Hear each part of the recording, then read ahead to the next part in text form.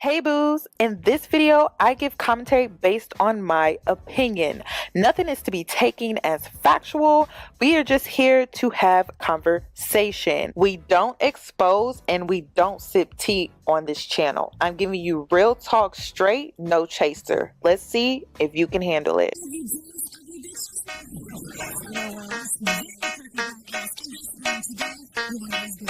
Cause I'm a boss. I haven't done anything for you to be proud of. Of course you have. You are marrying a man who can support you.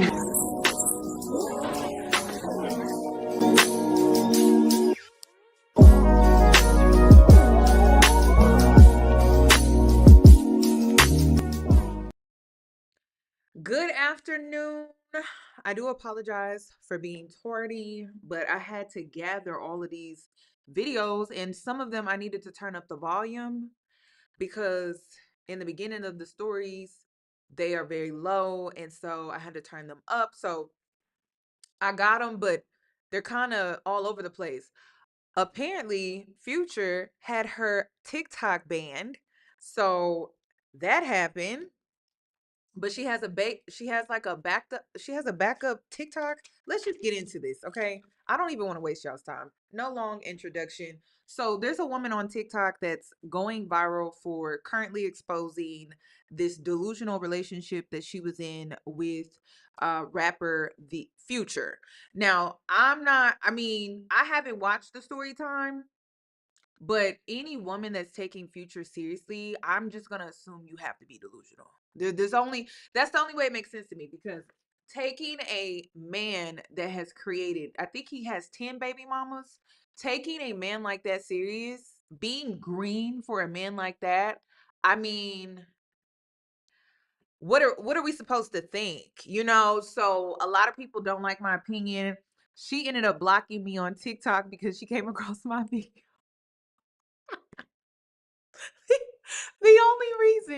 The only reason I know about her other account being banned was because I was like, I was on TikTok. Why she pop up on my For You page? And I was like, wait a minute, I thought she blocked me. Her other account got banned.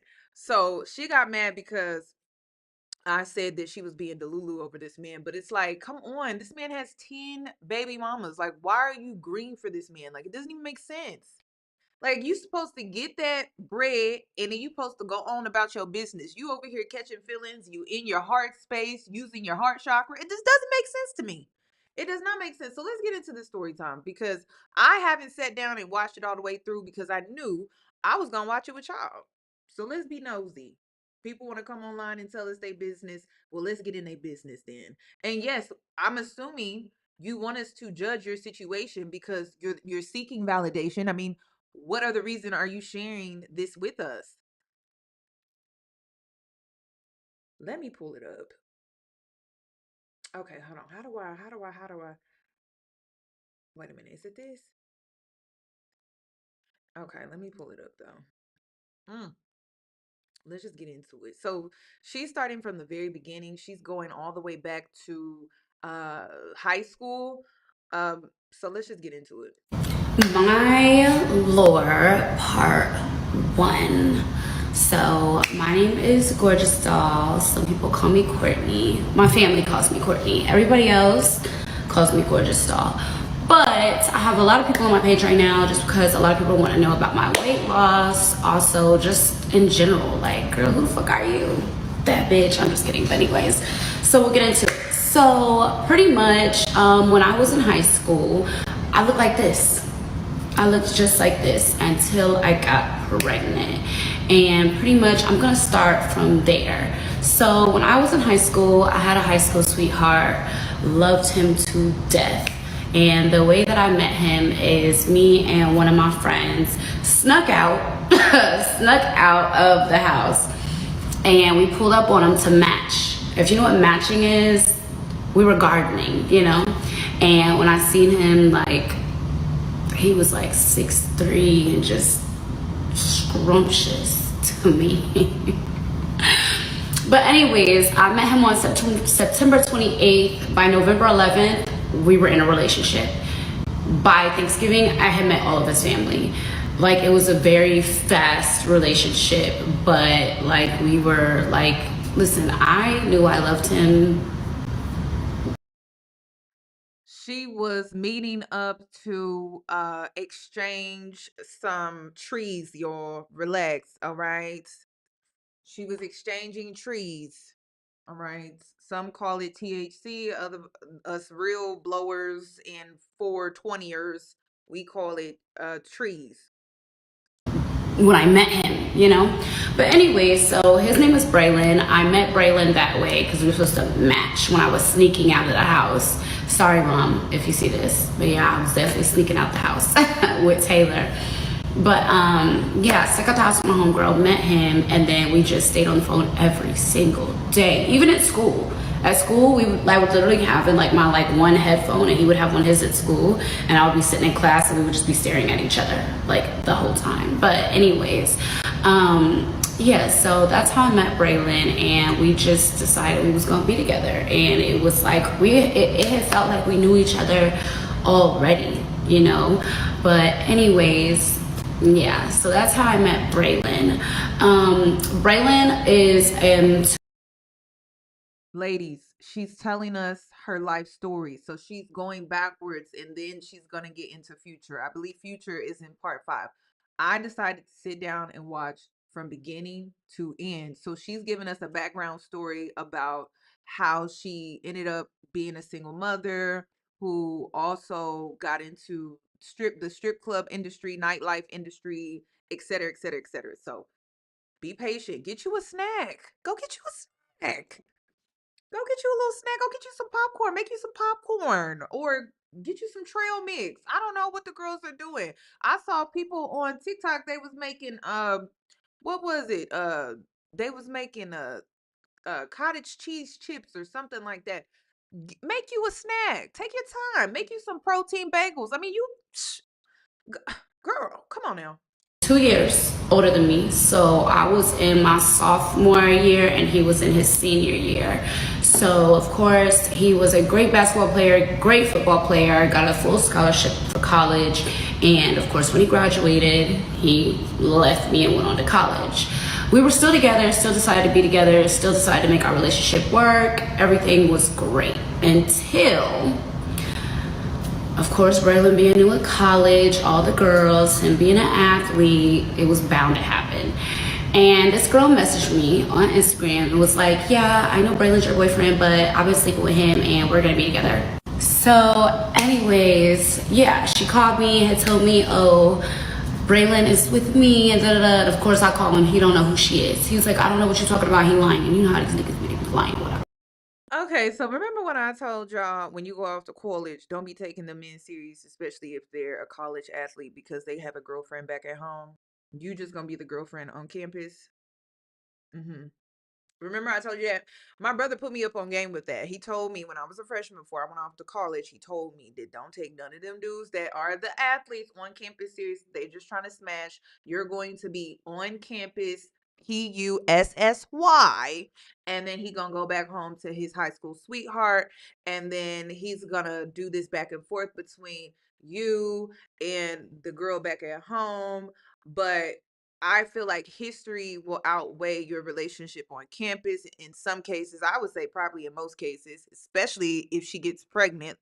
And then he's gonna leave you, and then you're gonna be brokenhearted, and then you're gonna be crying in your pillow at night on campus. So just don't get involved in the games with the athletes on campus unless they paying and you want to be on some sprinkle stuff. But don't be in your heart space. You just gonna get your heart broken. Be careful with that. So she ended up sending me a bunch of pictures and videos of them together, and I was heartbroken. So from there, I was just like, you got me fucked up. But I wasn't how I am now. How I am now, I would just be like, you know. But back then, I was like hurt. I was upset. So Is my microphone? Is this better? Is this better? Is the audio better? I mean, I could turn it up some more. Do you hear a difference?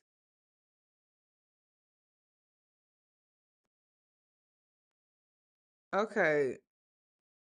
It's good. Okay. I don't want to be too loud in y'all's ear. I could get loud. Okay, we good? Okay. So I ended up going out with some friends, okay? And this is how I met Prince's dad. I've known Prince's dad since like 6th grade, okay? He was an all-star track runner, football, basketball. He did it all, okay? And I had a crush on him in middle school, but that crush went away because I met Braylon, right? And he had always, Prince's dad had always had like a sweetheart, like a, I'm trying to say, think what I'm trying to say. Prince's dad had his own high school sweetheart. Who is Prince? Does anybody know? Cause she keep talking about Prince. Anybody know? I don't know who Prince is either. No, Braylon. I don't know who. I know Braylon is her child's father, but I don't know who Prince is. Oh, it's her son. Okay, okay, okay. It's her son. I'm girl. I'm thinking she talking about Purple Rain too. That's the only Prince we know around here. That's I'm like, who's Prince and where did Prince? Like, who's Prince? So long story short, he tells me I don't know the girl, don't know nothing about the girl. Okay, whatever. I look at the videos and he knew the girl. So I end up, you know, sneaking out like I was doing, and I ended up hitting up Prince Ed, like, hey, what are y'all doing tonight? Let's hang out. And he was like, yeah, sure, whatever. And I didn't know what he had going on with his situation, but online it looked like they had broke up. So I pretty much was like, what are y'all doing tonight? They're like, yeah, we're having a party. Prince Dad was known for these parties, okay? He was like, party like a rock star, party, okay? Because of course he was like the popular jock kid, like, of course. So he pretty much was like, yeah, we're doing this, whatever, whatever. So I snuck out and ended up going to this party. Well, at this party, which was at one of his friends' apartments, right? So how it kind of was is like all the high school kids would know like that one college kid that had their own apartment, and they would let us like party there like every weekend, you know, they would always throw parties. So I pulled up, and when I pulled up, they were like, let's play liquor pong. I didn't even know what beer pong was, let alone liquor pong. But I was like, yes, let's play. I'm sad, I'm upset, let's play. Like, I'm just trying to, you know, like, distract myself from how upset I am, you know? So pretty much from there, I had ended up going to the party, and when I got there, I played liquor pong with gin, pure straight gin, okay? I didn't last in this party for an hour. I literally was drunk. I remember being on the couch, passed out, and I remember Prince's dad being like, you're okay, are you okay? Come on, my friend has a room upstairs, you can go to sleep in there, whatever. He ended up putting me up there, and he pretty much, what I remember from that night is him bringing me McDonald's. I remember having like a sausage biscuit and a hash brown and a sweet tea, drunk out of my mind. And in between some of that, we slept together, okay? It was very, very immature, very like not mature of me, very blackout drunk of me, but I digress. So anyways, next day I woke up next to Prince's dad. And Why are we sharing this? Why is this being shared on the internet? That's crazy. Why are we sharing this on the I don't think this Woo. I don't know. I don't know if I would share this. You know, like my child gonna see this? I don't know. How old is her son? I'm like, Is he like in school? Is he in school? Is he around like other impressionable young peer preteen kids? Cause and she's going viral on social media? Oof. where's my phone? Couldn't find my phone. Somebody stole my phone. So I'm tripping. Like, of course I know I'm in trouble when I get home. I know that it's gonna be that. So I stayed with his dad for like another 4 or 5 hours because I was scared to go home, and I couldn't find my phone. So we had been looking for my phone for hours. So Prince's dad was like, it's okay, I'm gonna get you a new phone. I'm gonna take you home. I'm gonna go get you a new phone, bring it back to you. I was like, okay. And that's exactly what he did. Took me home, pulled back up like an hour later, and brought me another phone. And I was like, period. But I didn't want to be with Prince's dad. I wanted Braylon. You get what I'm saying? So the night before I was posting out, whatever, but of course I had Braylon blocked. But it's like, you know what, you want to play those games, we're gonna play them games, okay? So from here, whatever, I didn't talk to Prince's dad no more because the following week, Braylon came home for spring break and he came and found me. He came and found me, made me talk to him, and we ended up having a conversation. We ended up getting back together. Okay, cool. So me, I'm forgetting about that night. I'm forgetting about the gin liquor pong night. Okay, I'm going right back to what I'm used to, what I know, my relationship, calling it a day. So from here, about 3 months later, okay, my mom had already had me on the depot shot, and you know, every 3 months you have to get it refilled. Yeah, so I go to my mom's job, and I go to the women's part, and you know, they're doing like a little physical on me, and then this nurse comes in and she's like, do you want to call your mom? I'm like, why? She's like, we can't give you birth control today. I'm like, why? She's like, well, you're pregnant. I'm like, no, I'm not. No, I'm not. Like, no, I'm not. And she was like, yeah, you're pregnant. And I'm like, yeah, that's a lie. They texted me like 5 more times before I was like, okay, you can look at my mom. My mom came in there and she was like, Courtney. And mind you, at this point, I was like 17 and I'm at my mom's job. So she's like, you gotta come to mom for the job, get pregnant. I'm just like, Mom, I'm sorry. She's like, it's okay, we're gonna make it work. At this point, my mom she did not believe in abortion. Okay, she just didn't believe in it, and that was my mama. But she was like, I got you, I'll make sure you're good, whatever. Her and my dad were very, like, they didn't agree on that situation. My dad was like, no. My mom was like, I don't believe in abortion, we're not an abortion family, whatever. I was like, okay, whatever, like, we're gonna do whatever, but you will help me. She was like, I got you. I'm like, okay, whatever. So when I went to the doctor, not only was I pregnant, I was 2 months pregnant. So me doing the math, I'm like, Mom, like, yeah, this is when Braylon came back home, but Mom, you know, when I snuck out the week before that, when I was playing liquor pong and I came home late, because at that point, like, my mom had only known me to be with Braylon. That was my love. That was who I was, you know, like, that's who I was with. Like, Braylon was the one that really showed not only me, but I have 2 sisters. So my mom has 3 girls. He was the one who kind of showed us like how to be treated. He always sent me flowers, even from college. Like, he made sure to make sure I was loved. Mimi had part 2. But what about the daddy? I am I the only one that's like that don't make sense? What about the daddy? She said Braylon was the one that showed her how a woman should be treated, but then he cheated on you when he was away at college. So you know how to be treated because by a man because of Braylon who did you dirty when he went off to school. And then the daddy. I'm confused. This is crazy. Okay. All right. Cause that makes sense, you know, that makes total sense. My lore part 2. So at this point, I found out I was pregnant, and you know, I told my mom about the liquor pong day, and you know, when we started talking, she was like, oh, Braylon and you, like, so cute, nobody goes along. I'm like, Mom, you remember that night though? You remember that night though? She's like, oh my God, Courtney. I still was in denial, didn't think I was pregnant. She took me to Walmart and bought me 6 more pregnancy tests. I peed on all of them, and I was just in denial. Like, I did not want to believe I was pregnant. But of course, I called Braylon and I'm like, I'm pregnant. He is happy. He's through the roof. Because to be honest, we already had a kid. We had this bear, little B Ray, that was our kid, okay? And his name was Prince Cortland, which is my son's name now. Prince Cortland. Courtney and Braylon. Cortland. And I know my baby daddy might see this video. And at the end of the day, his name is Prince Cortland. I always think that is hilarious because Prince is literally named after my high school sweetheart and me put together. But anyways, so I called Braylon, he's happy, but I had already told him about, you know how when you're in high school, you get back together in a relationship, and what did you do while we wasn't together? But we already had that conversation.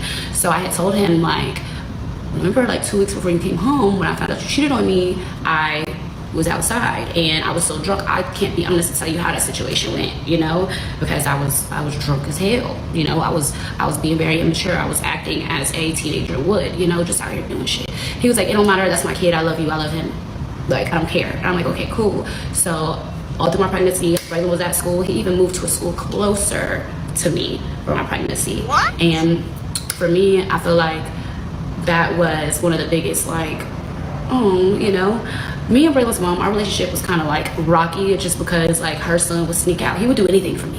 Braylon would literally drop everything And we had this one situation where this is why she really started to be mad at me and not like me. I broke up with Braylon, and on his senior night, I broke up with him because I found out that he was like cheating on me with this girl in school, and I pretty much had blocked him on everything. So what did Braylon do? He left school and came to my school and literally like called my homegirls like, tell Courtney I'm outside right now, like, you know.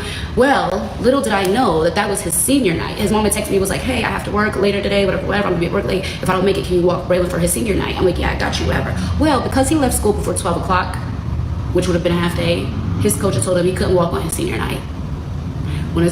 Listen, everyone keeps saying this is old, this is old. Well, the story time she about to give about Future, it better be so old that there's some growth and there's some maturity, because at this point, I mean, according to how social media is reacting, I don't think we see much of a difference between her in high school versus today. Okay, so let's continue. His mama found out that he left school early, and his coach told his mama and was like, yeah, and she ended up doing her investigation and finding out that he left and came to my school to get me to argue with me. Oh, baby, I was the devil. I was the devil. There was no more liking me. It was over with. So yeah, he didn't get to walk his senior night, and I felt horrible because even him, he was crying, he was upset, and I was just like, you shouldn't have left school. Like, at the end of the day, we had traded phones. Okay, we had traded phones. I found a secret file of Raylan's phone with this other girl named Courtney Dixon. Okay, he introduced this girl to me as if they were friends, just for me to find out that he took her virginity, was her first, and they apparently, that was his first girlfriend. They were both each other's first. Who are you playing with? Okay, cool. Blocked him. Mind you, this was before college, but that was why his mom and me had a rocky relationship, because of that situation, right? Okay, cool. So I go through my pregnancy. Braylon had moved to a school closer. I would go every single weekend to see him. My friend Taylor would drive me up there, big belly, going to see him, just being there with him. So Braylon had already knew, like, that he stepped out of our relationship, and I did too, but we didn't know, what was gonna come from that. So anyways, y'all see how the ghost followed me from my house to where I'm at now? Just wanted to tell y'all that. But anyways, so if you don't know this, I have a ghost in my house, and he plays with the lights. We don't bother him, he don't bother us, but he does make his presence known. But anyways, so from here, I go through my pregnancy, and it's time for me to have Prince. And when it's time for me to have Prince, Braylon is there. He cuts the umbilical cord. Prince was in the NICU for a week and a half. Braylon stayed in the NICU with me, and this was our baby. This was our little Prince Corlin, and everything was, it was going good. But I knew that we had to do that DNA test. So when we finally brought Prince home, Braylon would come over every single day, and my mama didn't like Braylon mama. Braylon mama did not like my mama because of all the drama that had happened between, the situation. And yeah, I'm like, did I hear her correctly? Did she say a friendly ghost? Okay, she did. I'm like, damn, am I hearing shit my damn self? Like, did she say a friendly ghost? She did, didn't she? Wow, interesting. Okay. So we just skipping past that. Okay. All right. I'm not gonna get into that too deep. My mom was like, she ain't coming to my house. But my mom ended up letting her in the house. And we went to Walgreens, got that home DNA test, did the swabbing, whatever, sent it off. A week later, came back, Prince isn't Braylon's. It was devastating to me. Devastating. But it also was devastating to Braylon because he really wanted Prince. We had been talking about having a kid since we met each other. We knew that Braylon was gonna go to the league. I was gonna be at home mom with 3 kids in California. Okay, because he wanted to play for the Lakers. He loved Kobe. And so pretty much, like, even after Braylon found out that Prince wasn't his, he was like, it's okay, I'm still there for you. I got you, whatever. Well, I believe that, but no. So of course I had to tell Marianne, like, hey, so he was like, tripping, baby. I'm like, yeah, it's yours, by the way. He's like, yeah, a lot of people called me and told me that you had a baby. He was like, but you had a boyfriend, so I didn't know what was going on. And I was like, yeah, why don't you pull up and do a DNA test? Well, my baby daddy had a high school sweetheart too, who's now today his wife. So we've known each other forever. And he came over, we did the test, came back, it was his. But Prince's dad was at a point in his life where he was at a party like a rock star animal, okay? Party, let's all get wasted, okay? And his girlfriend was the same with them. Like, they just loved to go out, party together. Like, they had a really, like, long but good relationship. So for me, I didn't want to be my baby daddy. Like, I want Braylon. So Braylon did the most ultimate thing to hurt me. He went and got with one of my ops. This girl that went to my school who literally tried to date everybody after me. Tanisha Clark, you still a lame ass bitch, and I hope you ain't doing good, babes. I hope you're struggling real bad. Because my thing about it is that she had dated the person I lost my virginity to. She had dated my boyfriend that I had dated at my school before I met Braylon, and so now they got together. It was devastating to me. Not only did I just have a kid, but also, like, Braylon had said he would be there for me. He was, but we were not together, and he made that clear. How old is she? Does anybody know how old she is? Oh my God. How, yeah, I need to know. Because I wish I would care this much about some shit that went on when I was in high school. We were kids. Kids do childish things. So she doesn't want us to judge her for how she got pregnant when she was a teenager, but she holding it against some girl in high school that most likely was insecure and was doing things out of insecurity as a child, as a young girl, looking for validation, seeking it. Similar to what she was doing, but she's better because why? I wish I would care that much. Somebody, so nobody know how old she is. I just want to know. Like I just need to know how old, because that's crazy. And to people that are struggling with that, like people who did things to you when you were in high school and you're like out of college and you're truly like away from all of that, you done started a whole new life. You're an adult now. You need to let that shit go. And the reason why you need to let it go is because y'all were kids. Kids do immature things. Kids do immature things. Hold things against people when they're adults, but when you a kid, it's just, come on. It's time to let it go. But when they grown, and I literally mean like after the age of 18, all right, like you have every right to still be upset, but kids do dumb stuff. You did dumb stuff. We all did dumb stuff when we were kids. We all said dumb things when we were kids. Like it's time to let that shit go. This is who my girlfriend is. I'm there for you and Prince. But at the end of the day, like, this is who I'm gonna try to be with. Okay, cool. So me, I kind of had to accept that, even though the whole reason why I got, with Prince's dad was because Braylon cheated on me in college. He still kind of had made me feel like, oh, like you're wrong. Like, yeah, I cheated, but you got a baby out the situation. So I had went through a real big depression. I had started eating. I just really went through a big depression, and I had automatically went back to school. So as soon as my like 6 weeks were up or whatever, I was working, went back to school. Like I've always had a hustle in me that was crazy, unmatchable, right? Like you could not match my hustle to today. Okay. So anyways, okay, everything's fine. I'm just moving through life. Right now, I'm the side bitch. But to my own high school sweetheart, it was crazy. And this girl knew what she was doing, but I knew she didn't love Braylon how I loved him. And he would still come around. Even with me gaining on my weight, even me depressed, he would still come around, still help me with Prince, okay, whatever. Somebody said that she's still mentally stuck as if she's still in high school. That seems to be true because it seems like she's a side B to Future as well, because he's tweeting saying that he has a wife.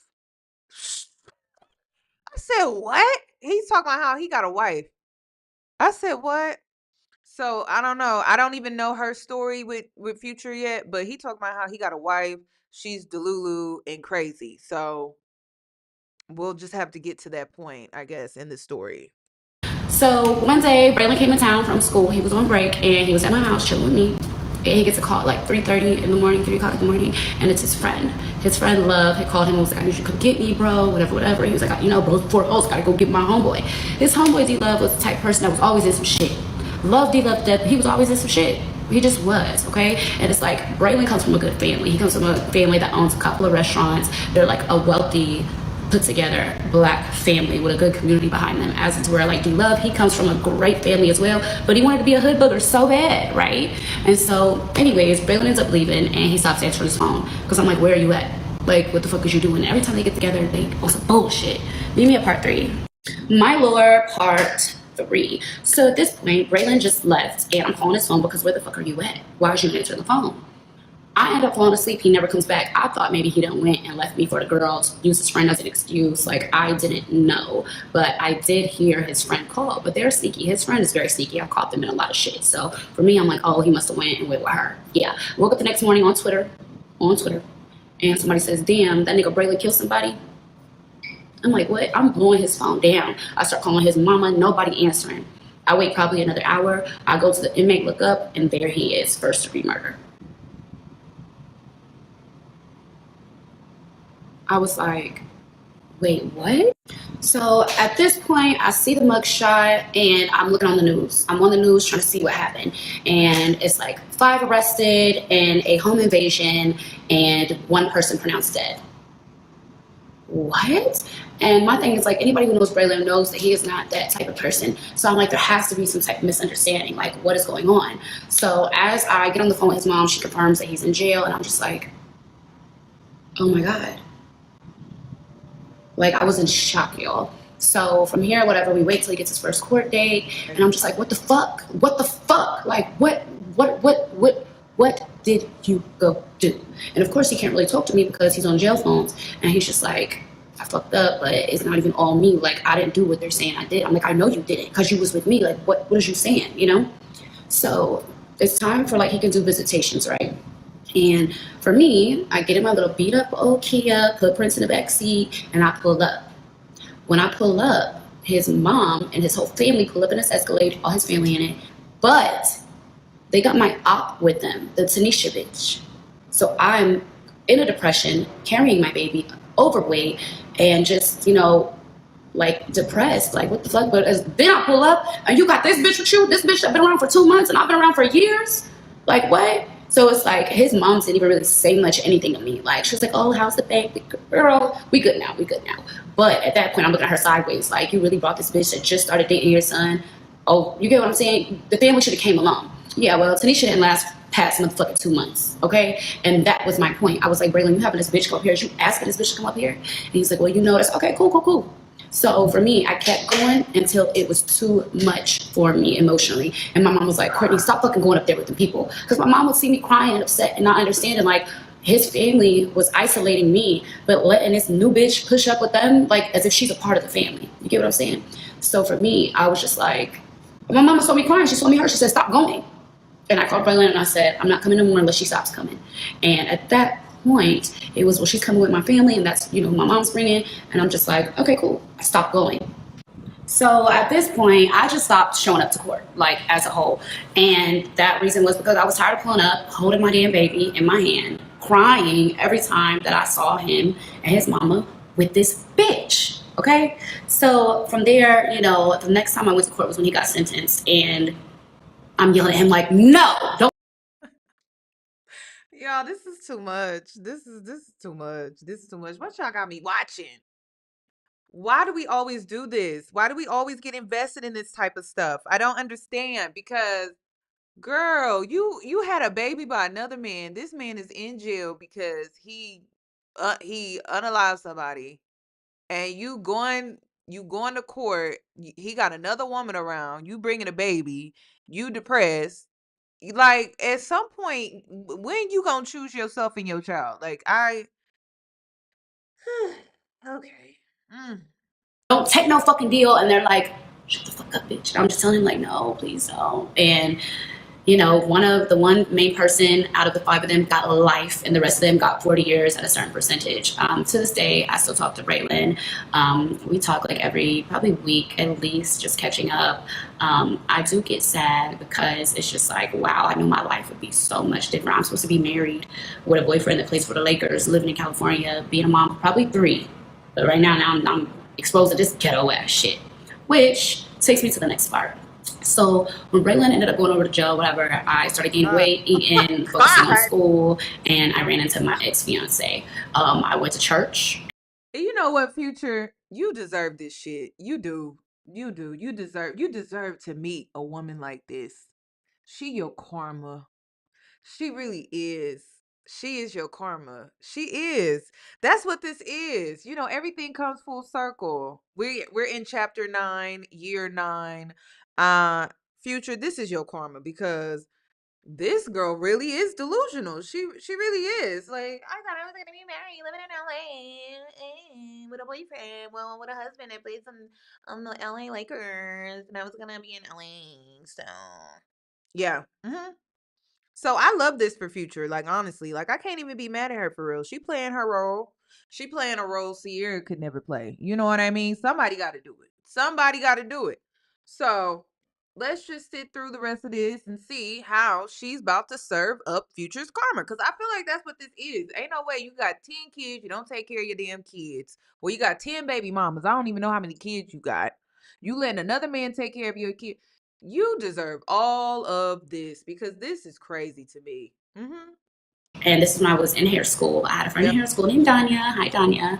And she was like, come to church with me. And I was like, okay, cool. Went to church with her, and I ran into this guy, and he had just really liked me. And this is when I was like, plus size. And I was like, oh, like, this is the first guy that had, like, given me any type of, like, real attention since Braylon, where I really, like, felt like, okay, I can make something with this. Met him at church, went out to eat with him and his whole family, and we were together for probably like a year and a half. And then he was a bigger dude, I was a bigger girl, and we ate together 24/7. All we did was eat, okay? We was two fat people in a relationship, okay? So life started going kind of rough for him, and we were asleep one night. We had just had the best sex ever, like baby oil sex.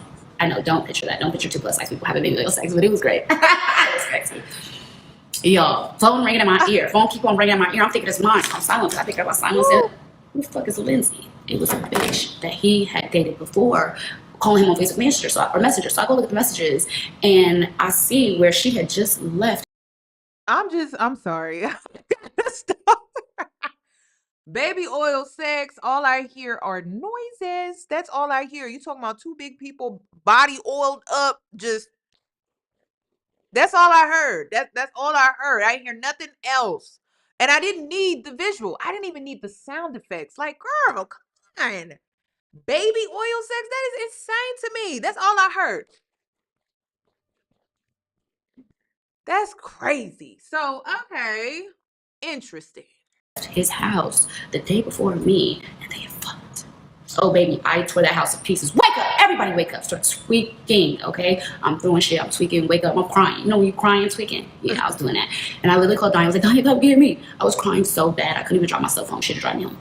Oh So my then you know what? I let a couple months go by. I said, you know what? I want to change my life. So I went and got a job as a bartender at this club called The Alley. Okay. They were like, yeah, we can hire you as a waitress, but I was still too big to be a bartender. So I had made friends with this girl. Y'all know her as Emily. I'm not going to say her name. Me and Emily became friends. We started chilling. Okay, cool. So Emily was like, I want to move to Atlanta. I was like, I want to move to Atlanta too. Little did I know that Emily was really trying to move to Atlanta because her ex was on the run for some other shit or whatever, right? So for me, I was just like, yeah, let's go. Okay, I literally packed my apartment up, put my shit in storage, and we got in the car and drove to Atlanta. When I first got to Atlanta, I got a job at Longhorn, at Longhorn Steakhouse. And I couldn't learn all the motherfucking steaks. I couldn't learn all the steaks. I wasn't making more than $60 a night. And, my roommate, Emily, we had been sharing Airbnb rooms. Not the whole Airbnb, but a room inside of somebody's house we had been sharing. And she had decided to go with her man, leaving me high and dry. So I ended up getting another job at a cigar bar. When I got the job at the cigar bar, the chef who was in there was a female. She found out that I was homeless, and she was like, hey, you can come stay with us. We have an extra room. Pay us $500 a month, and you can stay with us. And I did. I went over there, paid them $500 a month, and she would take me to work every day. I wouldn't have to waste gas and, do all the extra stuff, whatever. And that worked. And then V-Live was hiring for hookah girls. So I said, oh, I'm going to go. I went to V-Live. Country King hired me as a hookah girl, but I didn't smoke hookah. Okay, how the fuck you be a hookah girl and don't smoke hookah? I worked there probably like a week or two. And then this customer asked me to pull her hookah, and I was like, oh babe, I don't smoke hookah. This bitch went snitched on me, and they fired me. They was like, you can't be a hookah girl and not smoke hookah. So now I'm back at the cigar bar, okay? So this one girl that I knew from Tennessee had moved to Atlanta, and she was a stripper, and she made it look good, okay? Designer, everything, driving in her little car. She had a little two-door Infinity. She was zooming through the city like she was that girl, right? She was like, hey, girl, you can come stay with me if you need to. You don't got to pay anything. I got you. So I'm like, okay, cool. So I go over. I start staying with her, and she has a boy. Yeah, because people just do that. People they got all the money, the designers, and then they want to put you on, so they invite you to come stay with them because people just do that. For those wondering, people just do that. It's not a setup. Nobody's trying to pimp you out or anything like that. Like they just want to help because they making that money. They want you to make that money, but not make no money off of you. Interesting. Let me see where this goes. Boyfriend, okay? This boyfriend ended up being her pimp. How did I find out this was her pimp? Because Oh, wow. So she was recruiting you? Y'all, I promise, I swear, I have not watched this. I have not watched this. But it's like, it don't really take a brain surgeon to figure that out, to pick that up like that. Like, it really doesn't. It does not. It does not.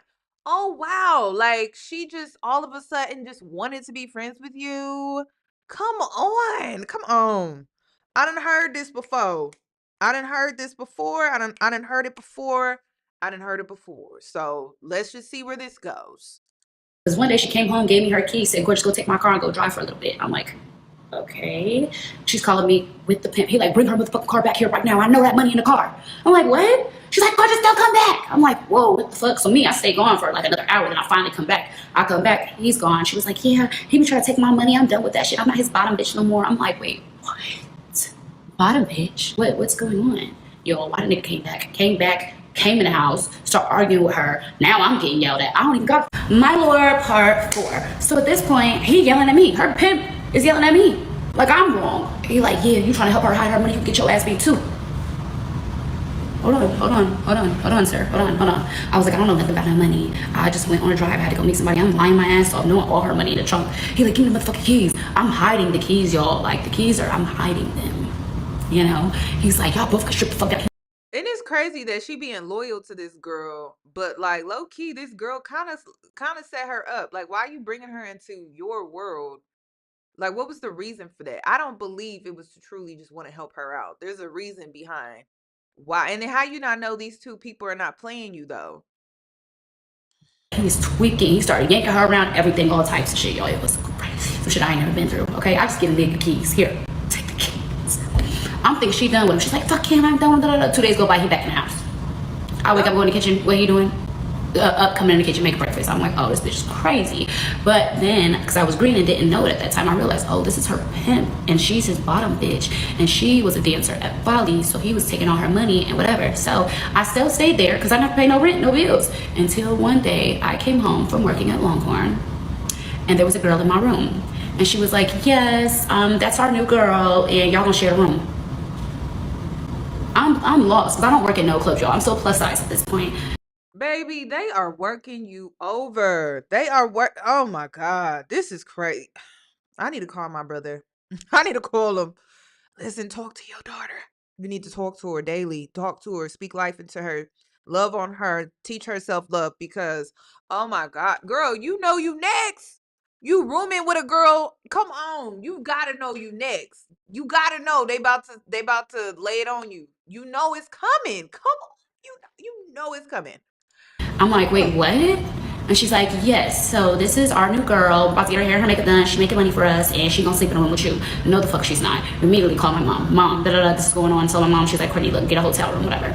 I end up calling back my coworker, like, "Hey, can I go back?" She's like, "Yeah, boo, same thing, $500, you good, come on." I go back there. Okay, cool. So from here, my friend Emily that I moved down there with, she ends up hitting me up telling me that her and the dude not working out, do I want to get an apartment together? At this point, I had been working at this cigar bar, and I had met me a little trick, and he pretty much was giving me money every day. I'm not gonna say his name, but he was a KA old. No, he was a dog. He was the purple and gold colors. Okay, and he was an old man, had him little bins, and every time he was slipping a little 100, every drink a little 100. Yeah, and I'd be like, "Thanks, Buford." Oh, I wonder what Buford's doing now. But anyways, so long story short, I was like, "Yeah, I can afford to get an apartment." So we ended up getting an apartment in Stone Mountain together. And Emily had been on this dating app, okay? And she was like, "I met this dude, he's a DJ at the strip club, and he says he can get us hired, he can get us jobs. All we gotta do is go up there at 10 tomorrow." So we go, and this club was Diamonds. So I'm like, okay, when we first go in the club, it looks so crazy. I'm like, "Oh, we're gonna work here." But y'all, my first night, I made $500. Didn't turn back. She was behind the bar. I was a waitress. I was running circles around them bitches, okay? Running circles around them bitches. And this was the opening to me getting in nightlife, okay? So every night, I never made less than $300. I was selling the bottles. I was slinging bottles like how they be slinging everything else, you know? I was making it, honey. And so then the lottery was at 2.1 billion. Okay, I'm telling Emily, we should play. She's like, "I don't believe in that shit." I'm like, "Well, when I wait to work, I'm gonna stop at the gas station, give me a little quick pick." And I had some other numbers I wanted to play. So I go in, I play my numbers, I get the little quick pick, whatever, I go to work. I'm working my shift, 11 o'clock comes. I look up the numbers. I had every number but one with the multiplier times 3. So I had a good, nice chunk of change. And it was right when I had lost all my weight. So it was like God giving me the money, like, "Go get your body done, babe. You don't gotta go out here and beg these niggas for nothing. Go get your body done. You're welcome." Gave it to you. 3 weeks later, I scheduled my surgery and I went out to the DR by myself, okay? At this point, me and Emily are good, you know? I'm out the country, but I ended up having to have a blood transfusion. I call her and I'm crying, okay? Now, I had met this dude who was from New York the week before I went. She had to have a blood transfusion. Hold on, wait a minute. We have a super chat. I I don't know, Miss Truth Teller. I don't know. I don't know. There's a lot of missing parts. She should write a book. I don't know why she don't write a book. Apparently, she be exposing everybody. She be out here exposing everybody. It's like, girl, put this in a book. Create a retirement plan for you and your son. I don't understand. This is a lot of missing points. Like, where the baby go? We don't even know where the baby went. Anybody know? Like, she ain't said nothing about her son after she moved to Atlanta. So the baby just gone? Or did she leave the baby with her mother? Maybe her and her mother had a falling out during that time and she ended up leaving the baby with her mother. I don't know. I don't know. I guess we just gonna have to find out. I went to go have my surgery, and pretty much we was cool. He took me on a couple of dates, but then he tried to have me come to his house. And at that point, I was the only person with a car, but Emily had my car. So he had tried to put me in a situation where he was trying to sleep with me. So I called Emily, like, Emily, come get me. She literally came get me. I snuck out and left him there, okay? Blocked his number, everything. Didn't want him because it was just like, no, too aggressive, too forceful, and I didn't want to sleep with him. So I have surgery. I come back home from having surgery. Didn't have a nurse. Emily was helping me with everything, draining my fluids, my massages, everything. Emily was helping me. Me and Emily are laying in her room. Okay, at this point, our apartment's fully furnished. We have everything. We're good. We done made it. We made it. We made it work. Okay, I'm in her bed laying with her. The dude started calling from a private number. And so then he started texting me from another number. He's like, hey, this is such and such, which is his name. He a New York nigga. I'm like, what's up? Well, your homegirl don't want to tell you, but while you was out the country having surgery, I was fucking on your homegirl. And she don't want to tell you what me and her about to be together. Mind you, Emily moved to Atlanta to be on the run with her ex that she's head over heels in love with. So I'm like, wait, what? I'm like, Emily, you was with such and such? Because how he know about my blood transfusion? Because how he kicked it to me is, oh, I know about your blood transfusion. When you called her crying and FaceTime with her, she was laying next to me. So I get up with my lipo boards on, with my little drains hanging out, and I'm like, so you was with him? At this point, Emily was like my wife, my sister, my everything. We did everything together. This was my first friend, my first adult, real friend. Girl, ain't no friends in this lifestyle. She cannot ain't there are no friends in this lifestyle. There's only people who hustle and finesse. You're hanging around people that only hustle and finesse. So there's no friends in this lifestyle. Okay? There's no friends. It's just who can get a leg up, and you may lay dormant in their life until they need to get a leg up, and so they'll just step right on over you. Honestly, like it really do be cutthroat like that. So there's no friends in this lifestyle. I don't know.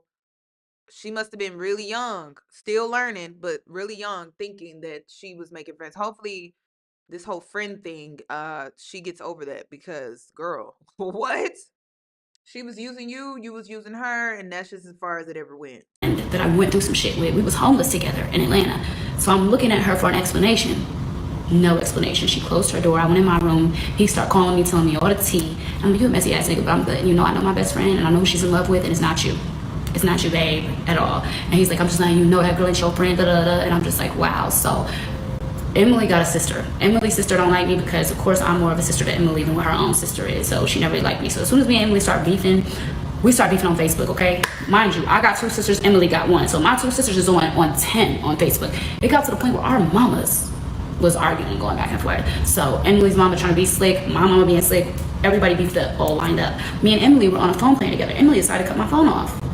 Oh, bitch, that's how you want to play? Okay, cool. I went, got me another phone, same time, mind you. I bought these phones for us on AT&T. So I'm like, okay, bitch, where my money at? Like, what do you mean?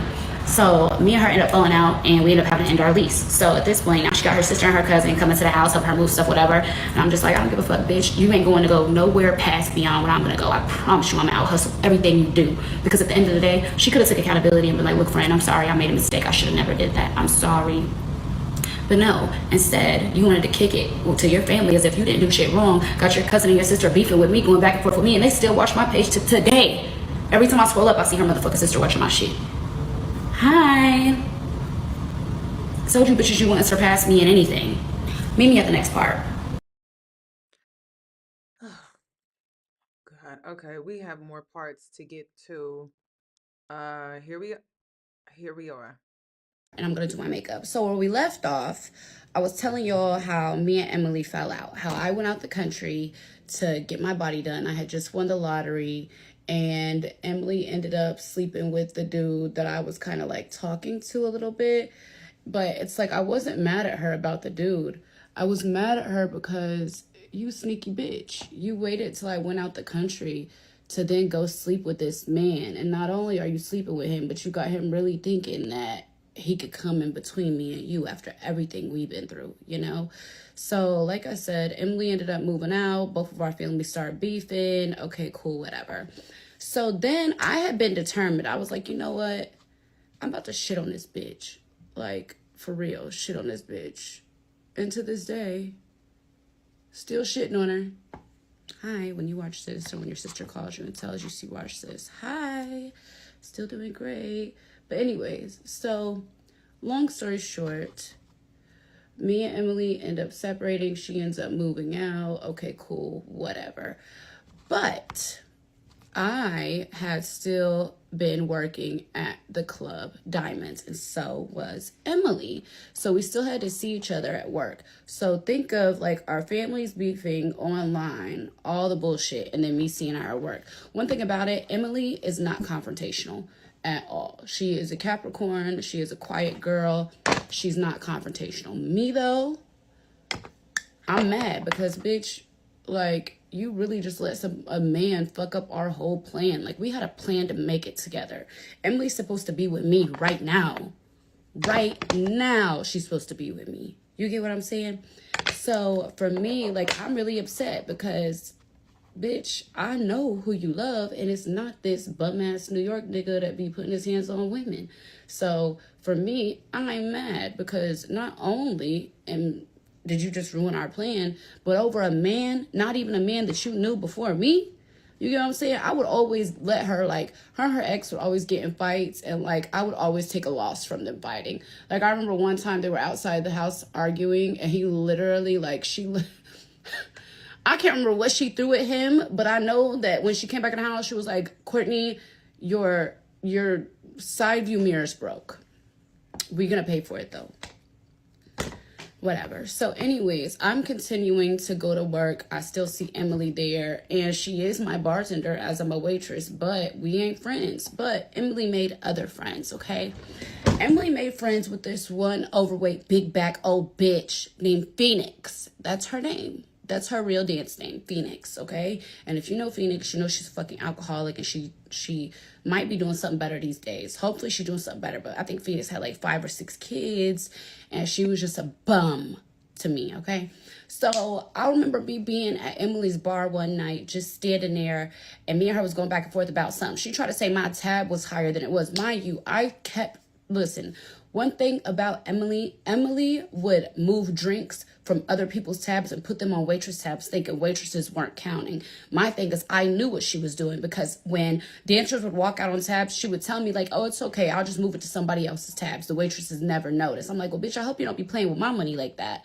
She's like, no. So this night, I'm like, I know what my tab is, and you got like extra 4 drinks on my shit. So me and her going back and forth. Here's Phoenix, the one that she be copping her drinks for. So I'm like, no, those are not my drinks. I pretty much told her like, look, bitch, give her tab. Like, you always want to play with these bitches and let them walk out on tabs and put them on other people. I'm not doing that with you. I'm not, because at the end of the day, you're taking money out of my mouth, out of my son's mouth for this bitch that you don't know, that you want to try to be cool with, that is completely beneath anything you got going on. Okay, whatever. Phoenix hears it, and Phoenix runs up on me out of nowhere. I'm going back and forth with Emily like, no, bitch, I'm not paying it. Like, I just won't pay my whole tab. Phoenix runs up on me, faja on, still got my drains in, everything, okay? Phoenix is 2 times bigger than me at this point. I weighed 127 pounds soaking wet, okay? Phoenix was probably about 250, 260, okay? She was a big bitch. Okay, she shouldn't have even been dancing. I don't know why they was allowing that, but we won't talk about it. So anyways, Phoenix runs up on me. I end up passing out. What does Emily do? Nothing. Emily leaves with Phoenix. Phoenix gets in the car with Emily because now Emily has a car, and they go to the after hours at 1, while other people that don't even know me are the ones helping me. That was when I decided, okay, bitch, watch this, watch this, watch this.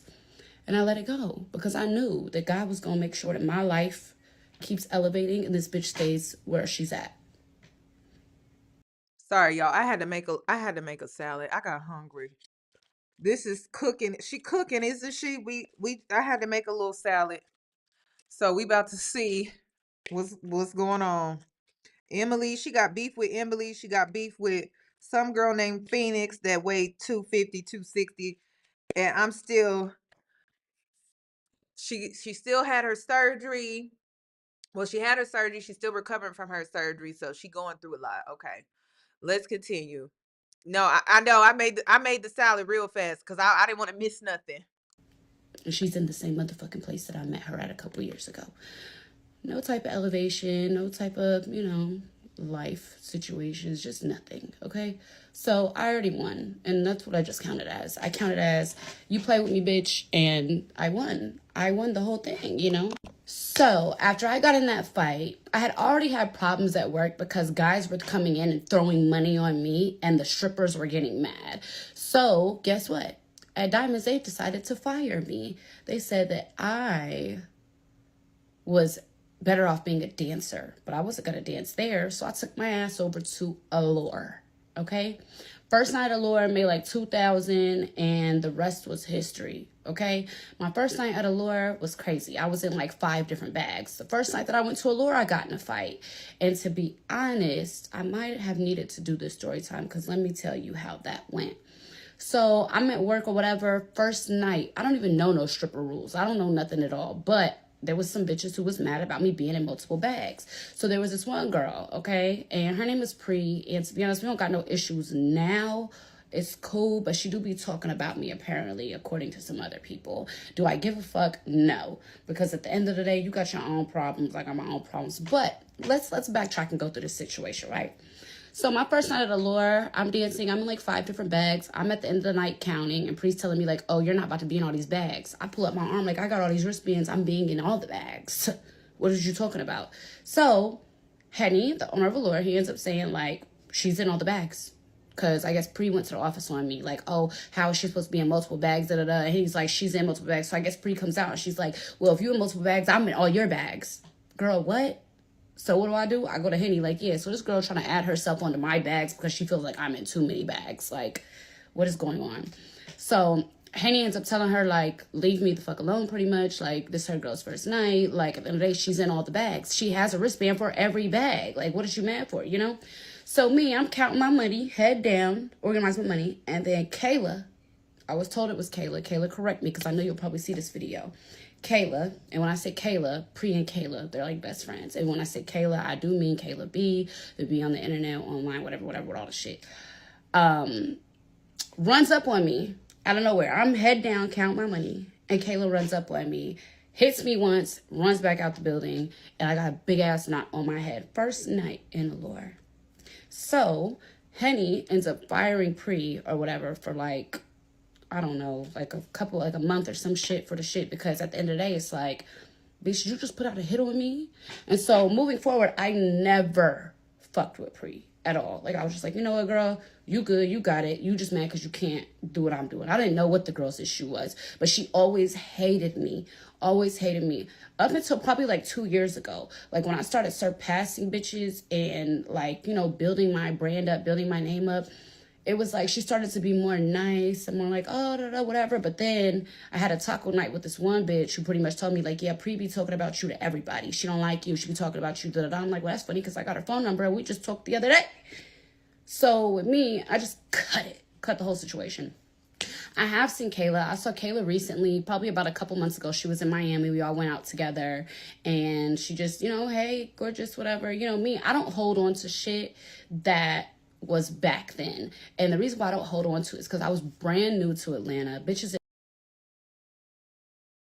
Girl, you are still holding us on to stuff from high school. What are you talking about? You don't be holding on to stuff. Y'all. This is the woman that stay holding on to stuff. So what she talking about? She don't be holding on to nothing. You still we still on Tanisha from high school because she was out here messing around with one of your men. So what is she talking about? That's crazy. Didn't know who I was. And you know how that clout shit works. Once you get a little name, once you get a little known, people, they start fucking with you. Me, I still press back. Like, I'm still good on all y'all, to be completely honest. But it's like, it ain't no pressure no more. But I do remember that night. And I'm gonna tell you that Kayla knocked me dead in my shit and then ran out the club, and nobody had known like anything. And then after a couple of days, we ended up finding out the whole situation. That pre called Kayla up there and was like, yeah, this girl trying to be in all the bags. And I want some hating ass shit. That was some hating ass shit. Right or wrong? Because how you mad that I'm in 5-6 bags? Like, what does that have to do with you? Mind you, first night ever being a dancer in Allure. Okay? Part 6. Part 6 of my lore. So at this point, I'm just making my money, okay? Henny knows I'm a new dancer. He pretty much goes over all the rules with me. And to be honest, me being in multiple bags wasn't the problem. He was like, bitches is gonna hate on you. But at the end of the day, if you got wristbands at the end of the night, I don't care about none of that shit. I'm like, okay, cool. So I start dancing and, really, getting in my body, getting in my fucking bag, okay? Till one night when it all changed. And this is about to open a little bit of Pandora's box, but we're not gonna say too much of it, okay? Actually, I don't give a fuck. Let's get into it. So I'm at home, okay? I had to close my drawer, be a little dramatic, because this is where, I think this is what everybody's waiting on. And Girl, that's why you so called anyways, us. I'm at home. This is why you called us here. You wanted to expose this man, so get to exposing this man. Okay, we got the backstory, stripper lifestyle, fast money, running from pimps, and not taking care of your son. Let's just get into. Unless you were sending your son money, I guess you were taking care. You were providing from I guess being in Atlanta. I guess I'll give you that. So finally, we are getting to the part where she gets into Future. I was not at work. I think it was a Friday. I get a message from the DJ. He's like, somebody up here looking for you. I'm like, who? He sent me a picture and his Future. And so I'm like, what? I was like, oh, tell him I'll be at work tomorrow. I'm like, wait, what? Like, ain't no way. Like, what? So I have been making money. I have been popping it. But it was like I was new to the city. I was brand new to the city, okay? So I'm like, okay, I go to work the next day. Who comes in there? He comes in there. But he didn't just come in there on some like chill, like, oh, talk to my security. No. I'm coming out. I got on my green outfit with my green light up heels. Like they was white, but like you could change the colors on them. I was so corny, y'all. And he came in and pretty much he had ordered I think 20,000, and then he gave me some money and we just sat there and drank and talked. So it was Pluto, me, Henny. Okay. We sitting there, me and him talking, he getting to know me, da da da. He like, I got some more bread for you, like come see me. Like fuck all this shit, da da da, whatever. He had already given me some money. He was like, come get some more money. So I was like, I'm gonna come get all that bread. What the fuck?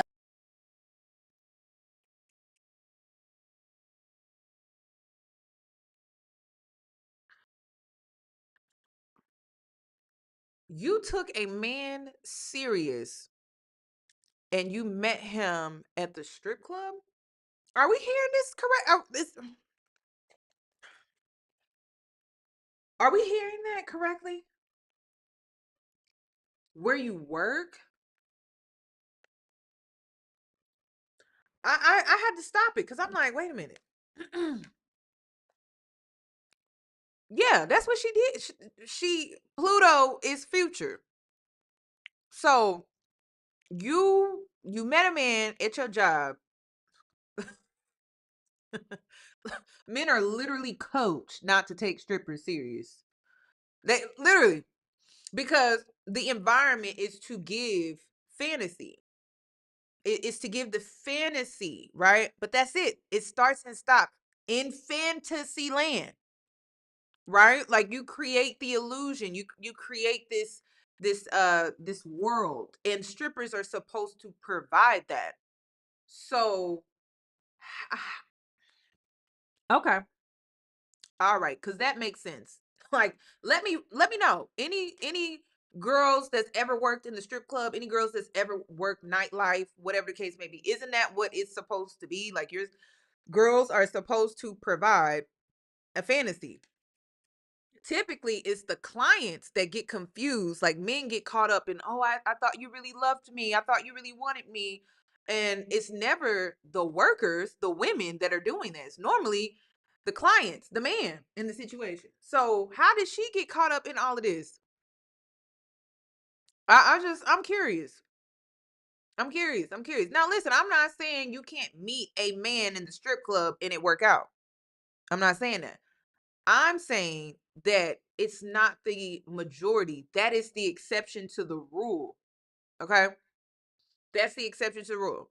Cuz you don't want nobody like you don't want it to be like a somebody like a client growing obsessed with you and then like being so obsessed with you like they want to be with you and everything like that. That's when it gets a little weird. But yeah, there's going to be exceptions to the rule, but Pluto, Future, the one with 10 baby mamas? Okay. All right. That makes sense. So I got changed, and I went and I met him at the studio. Mm.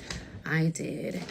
And when I got to the studio, he was working, like actually working, making music, like literally working for real. And I didn't understand this because I just got done working. I'm tired. So he had opened up his little back room because he has like this little back room in his studio. And he was like, you can sleep in here. Nigga, when are we leaving? But he was like, I'm just gonna be here like another hour, like you good, whatever. I know you tired. Okay, cool. So I go lay down. So probably about 3 hours later, we're talking 8 a.m. He comes, he wakes me up. He's like, come on. I'm like, okay. And we end up going to his house. Do I need to insert the pictures? Because I will. Don't ever play with me. But anyways, we end up going to his house and yeah. So anyways, that ended up happening. And I stayed with him probably like that week. Damn, it was that And easy? then he was like, I gotta go out of town. Hold up. It was that easy? So this is what these men be talking about. So this is what the men be talking about. This is what they be talking about. I'm starting to see what the men be saying. It was that easy, but why was it that easy? Money. That's what they be so mad about. That's what these men be saying. I'm like, listen, I'm not easy. Will never be easy. I'ma always be difficult within good reason because I don't know you like that. So if he paying, so this is what the men are mad about. This is what they be talking about on social media because I honestly I did not understand like what the hell they were talking about. So because he has money, there's no 90 days, there's no 60 days, there's no we need to get to know each other. There's no you must court me, you must take me out. Like there's none of that. I just need some money. Oh, I guess all right. I didn't know that's how the girls was out here doing it because that's crazy. And I'm pretty sure because he had money, he probably didn't have to use any protection either, right? We could assume because it's like, why would you stop there? Why would you stop there? Why? He got money. I'm good. There's nothing else for me to worry about. He got some money. Okay. Here's some more money. And then he was like, take my car.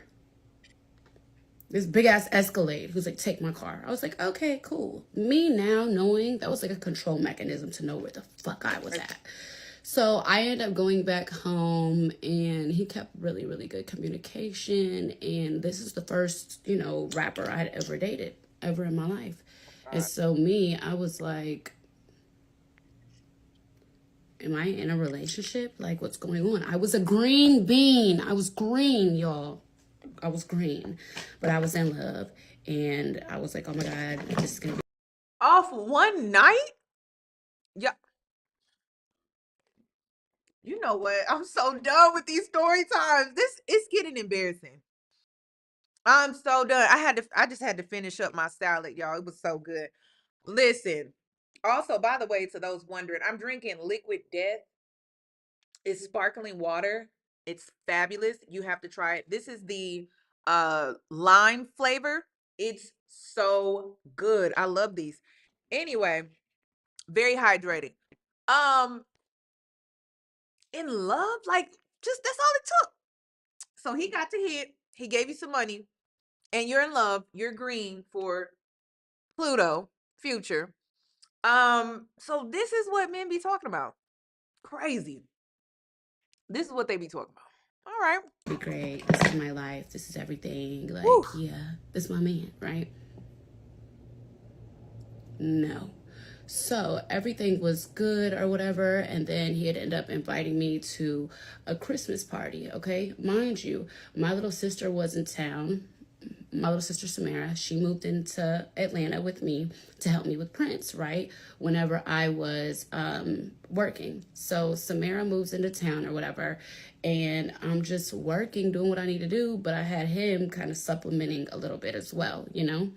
So this is when I found out that he was not my man. He was everybody's man. He'd invited me to a Christmas party, okay? He invited me and Prince. Prince called him Uncle Pluto, whatever, whatever. It was great. But when I went to the Christmas party, he was with Dez. And if you ever see this girl, you can corroborate my story, but you don't have to. Anyways, I'm in the Christmas party or whatever, and he comes in, and him and Dez are wearing these matching blue jackets. What the fuck are we doing? Because when I had asked about it, he was just like, it ain't nothing like that at first. Okay. It was put off to me as if it was just like an industry type of situation. So for me, I was just like, okay, whatever, let me play my role. An industry type of situation. Like, so that's what the men in the industry be lying and telling these girls, and the girls be falling for it. That's why I think DeAndrea, she was spazzing out on social media because she was seeing an industry relationship. Okay.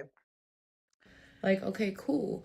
So, you know, Prince is sitting around having a great time with all the kids. He has a son named Prince. My Prince and his Prince, they were having fun. People had got it confused though, okay? People started thinking that I was his baby mama because my son's name is Prince, but he has a whole nother baby mama with a son named Prince. You get what I'm saying? So in Atlanta, this ended up being a huge thing at one point, okay? But it was just people was confused because they should have been minding their motherfucking business, okay? So for me, I'm just around. Like, I'm still spending time with him. We're still hanging out, you know, and everything was going okay. I just didn't understand what was going on because, like I said, I was new. And you have somebody who, like, love bombs you into thinking, like, oh, this is just for this. This is just for this type of relationship. Like, it wasn't anything serious, right? So then I got a little bold with it. I started tweaking on his ass, okay? Tweaking real bad. Like, who was you playing with, okay? And this was kind of the beginning of me going from nice, gorgeous doll to evil bitch, gorgeous doll, because who are you playing with? So with me, like, he had knew how I felt, and he pretty much told me, like, oh, that it's nothing, like, you know, okay. And mind you, I'm at this Christmas party, all his friends, all his family, mama there, everybody there, and, you know, we're just, you know, bonding, you know, like, it was like I had my sisters and my friends there. He had his friends and his family there, but he walked in matching blue jackets with Dez. So I was confused. Because did you just embarrass me in front of my sister? Did you just embarrass me in front of my sister? So at this point, right, we're still dealing with each other. And when I say dealing with each other, it's pretty much like he calls, when he calls, I go to work and do what I do. But let me tell you how much work. No, he calls, you turn around, you bend over, he pays you, and you go on about your day. That's what he does. I mean, let's just call it what it is. We grown, right? We all grown. Let's just call it what it is. And that's how the relationship started. He paid you. I don't understand. He did his part. He paid you. I don't understand. I don't get why we get into story time. I don't even think this is our business. Now, oh my God. I don't want to agree with Future because I don't like him. You get what I'm saying? Like, I feel like this is happening to him because he actually deserves it. But it's like I can see where he's coming from. Like, girl, if that's how y'all met, where are you getting all of these expectations from? Like, unless he was feeding her some bullshit, I could understand that. Like, maybe there were some conversations where he led her on to believe it was going to be something more. But when were these conversations being had? Was it because he was trying to get back access with you? Because men be lying. to get access to you again after you stop fooling with them. So I need her to like kind of make that make sense because I just and it makes sense and be believable because it's Future. So like just go listen to his music. Work changed. So because he publicly came into my job and was talking to me in my face, all of that, I started having people come in throwing bags, okay? I don't know if the word just had spread it throughout Atlanta or what it was, but it was like a situation where I was just like, that bitch. And it's like to the point where I started being in all the little promo videos for Allure. I'm popping it. If you ain't got 10,000, don't come in here unless you got a rack or more. I'm popping it, yo. I will find the video if I need to. But anyways, so at this point, work is great. I'm making so much money, but it wasn't just because of the fact that I was a pretty girl and I was good at talking. It was because men were trying to come after me because of how publicly he did, if that makes sense. So then one day, one of the girls that I danced with, she was like, gorgeous, they got you on this blog. I'm like, what blog? I didn't know nothing about no Atlanta blogs, y'all. I'm brand new. I'm green, a green bean. Okay? I go on this blog, it's called Your Faves or whatever, and this other blog called IG Model Tea Room, they posted that me and him was talking. Oh, Future just went into the club and he's talking to a girl named Gorgeous Doll. Everybody saw it, la la la la la. Me, I'm like, how the fuck? So the world knowing about me and him ever having any dealings together wasn't ever publicly told by me, okay? Because it was like I was new to the situation. I didn't know shit, but blogs started posting shit and me being This must have been a local thing because y'all, this is my first time hearing about her. This must be an Atlanta thing. Any Atlanta people in the chat? Did y'all know about her before this whole story time? Did you know that she was dating Future? Seriously. Before this whole I need to go watch the whole Lotto video too. I'm a react to that too. But do like any girls, anybody from Houston or not Houston? Anybody from Atlanta in the chat? Anybody? This is my first time ever hearing of her. This is my first time hearing of her. So I don't know. I've never seen her on the blogs for real either. Atlanta blogs. They got Atlanta blogs? I thought it was just a shade room or on site or neighborhood talk or something like that. This is my first time. Yeah, I only knew of Des. I only knew of I remember when Lori Harvey dated him. And then I forget the baby mama he did the worst. She was a black woman. I remember her. Eliza, I think that's her name. And then Joy, I remember her. But I think that was it. This is my first time ever hearing about it. No shade. I'm just saying, like, for her to be so known, it's like, girl, we just finding out about you through this story time. Some of us. green, not being used to shit like that. What am I doing?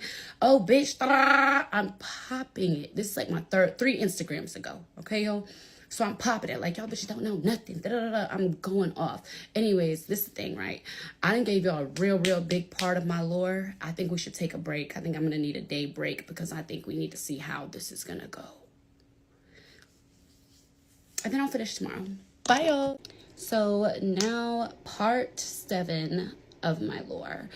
In part 6, I told y'all when toxic entered my motherfucking life. Okay, I was green. I was innocent. I was just, oh, I'm stripping to make some money. No, it went full fledged so fast. Okay, so fast for me. And it was like I couldn't keep up. Your girl could not keep up, yo. I had so much money coming in that I couldn't keep up with the damn money.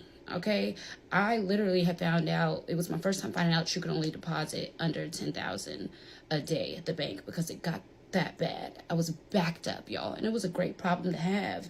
But with that came other shit, okay? And that's when I kind of want to say that I started to turn into the not so best version of myself, okay? So my birthday's coming up, okay? My birthday's coming up. I had a hosting at 11:45. I had a hosting, like a party at Allure I was going to have. And of course, I invited Pluto because come to my birthday, okay? So at this point, I done got dressed. I got my little Dolce & Gabbana two-piece fit. All the little fake hoes that used to like me done pulled out, showed up for me. Okay, cool, whatever. I go to 11:45, and it was already understood between me and the owner that all the bottles were going to be covered. Everything was going to be covered because he knew that I was bringing in. Okay, cool. Nobody else knew this. Nobody else knew this, okay? Me, so lit on my birthday. We started at Cheetah. Okay, started at Cheetah. I had a section at Cheetah, had dinner at Cheetah, did all of that, okay? Then I went to 11:45. By the time I got to 11:45, I was drunk, okay? I cannot explain to y'all how drunk I was. Shouldn't have been that drunk. Who was letting me drink that much? Everybody. Everybody was like, yeah, it's your birthday, it's your birthday, it's your birthday. So here comes Pluto. Pluto pulls up to my birthday, okay? Me, I'm so drunk, y'all. I can't stand in the section. He thought we was going to go to Allure after. I didn't make it to Allure. I passed out in the Sprinter. He still went to Allure. Did that make me mad? Did he spend any money? I was told no. So we good. Because that's what he thought the plan was. So I didn't trip out that bad, okay? Next morning I wake up. He like, where the fuck did you go? I saw you was lit. And then That's what I'm not understanding. It's like, girl, y'all, I cannot stand when grown ass women are like, oh, I'm so drunk. I'm so drunk. Like you didn't get yourself there. Like the hell? I have been out. I have thrown shots over my shoulder. Like, cheers. Cause I'm not drinking that. Like I done told you I'm over my limit. Okay. Keep playing. Like I'll just waste your liquor. I'll literally be like, cheers. Literally turn over the shotgun. I'm not drinking anymore. Like I'm good. Okay. So I do it all the time. Like, especially if you keep asking, you keep asking, you keep pressuring me, I'm gonna just pour the shit out. That's what I'm gonna do. Cheers. But it's just like grown ass women using the excuse, like, I'm just so drunk. I'm just so drunk. I'm just so drunk. I cannot stand women who do that. I cannot stand. Like, you are grown. Like, there's no one that's gonna be holding your hand. Seriously. Now, unless you had an agreement with a friend who said that she would babysit you because you're going to let your hair down, that's different because you communicated prior, right? That's called being responsible. So that means that someone is not going to allow you to get that intoxicated and then not take care of you and make sure you get home safely, because this is about safety. That's what it's about. You getting drunk as a grown ass woman, you're just like, oh my god, I'm just so drunk. Da, da, da. That is that's dangerous. Like, it's very dangerous.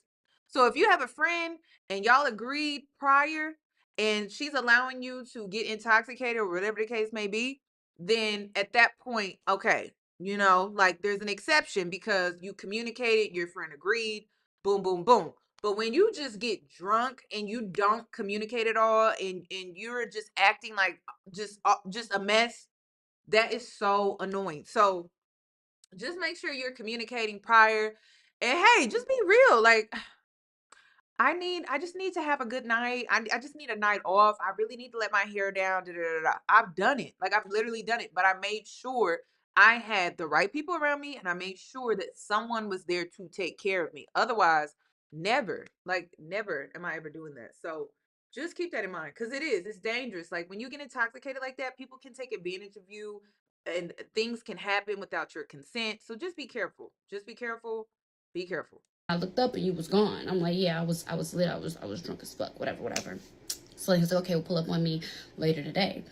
But he was also mad at me because when I found out that him and, I'm not gonna keep saying her name because I feel like that's weird. When I found out that him and, y'all know what I'm talking about, was more than just an industry relationship, I started doing my own thing because I don't know what the fuck you think this is, but it ain't that. Okay, so I started doing my own thing. So yeah, like, I was talking to him, but I had my own situation too, because you got a situation.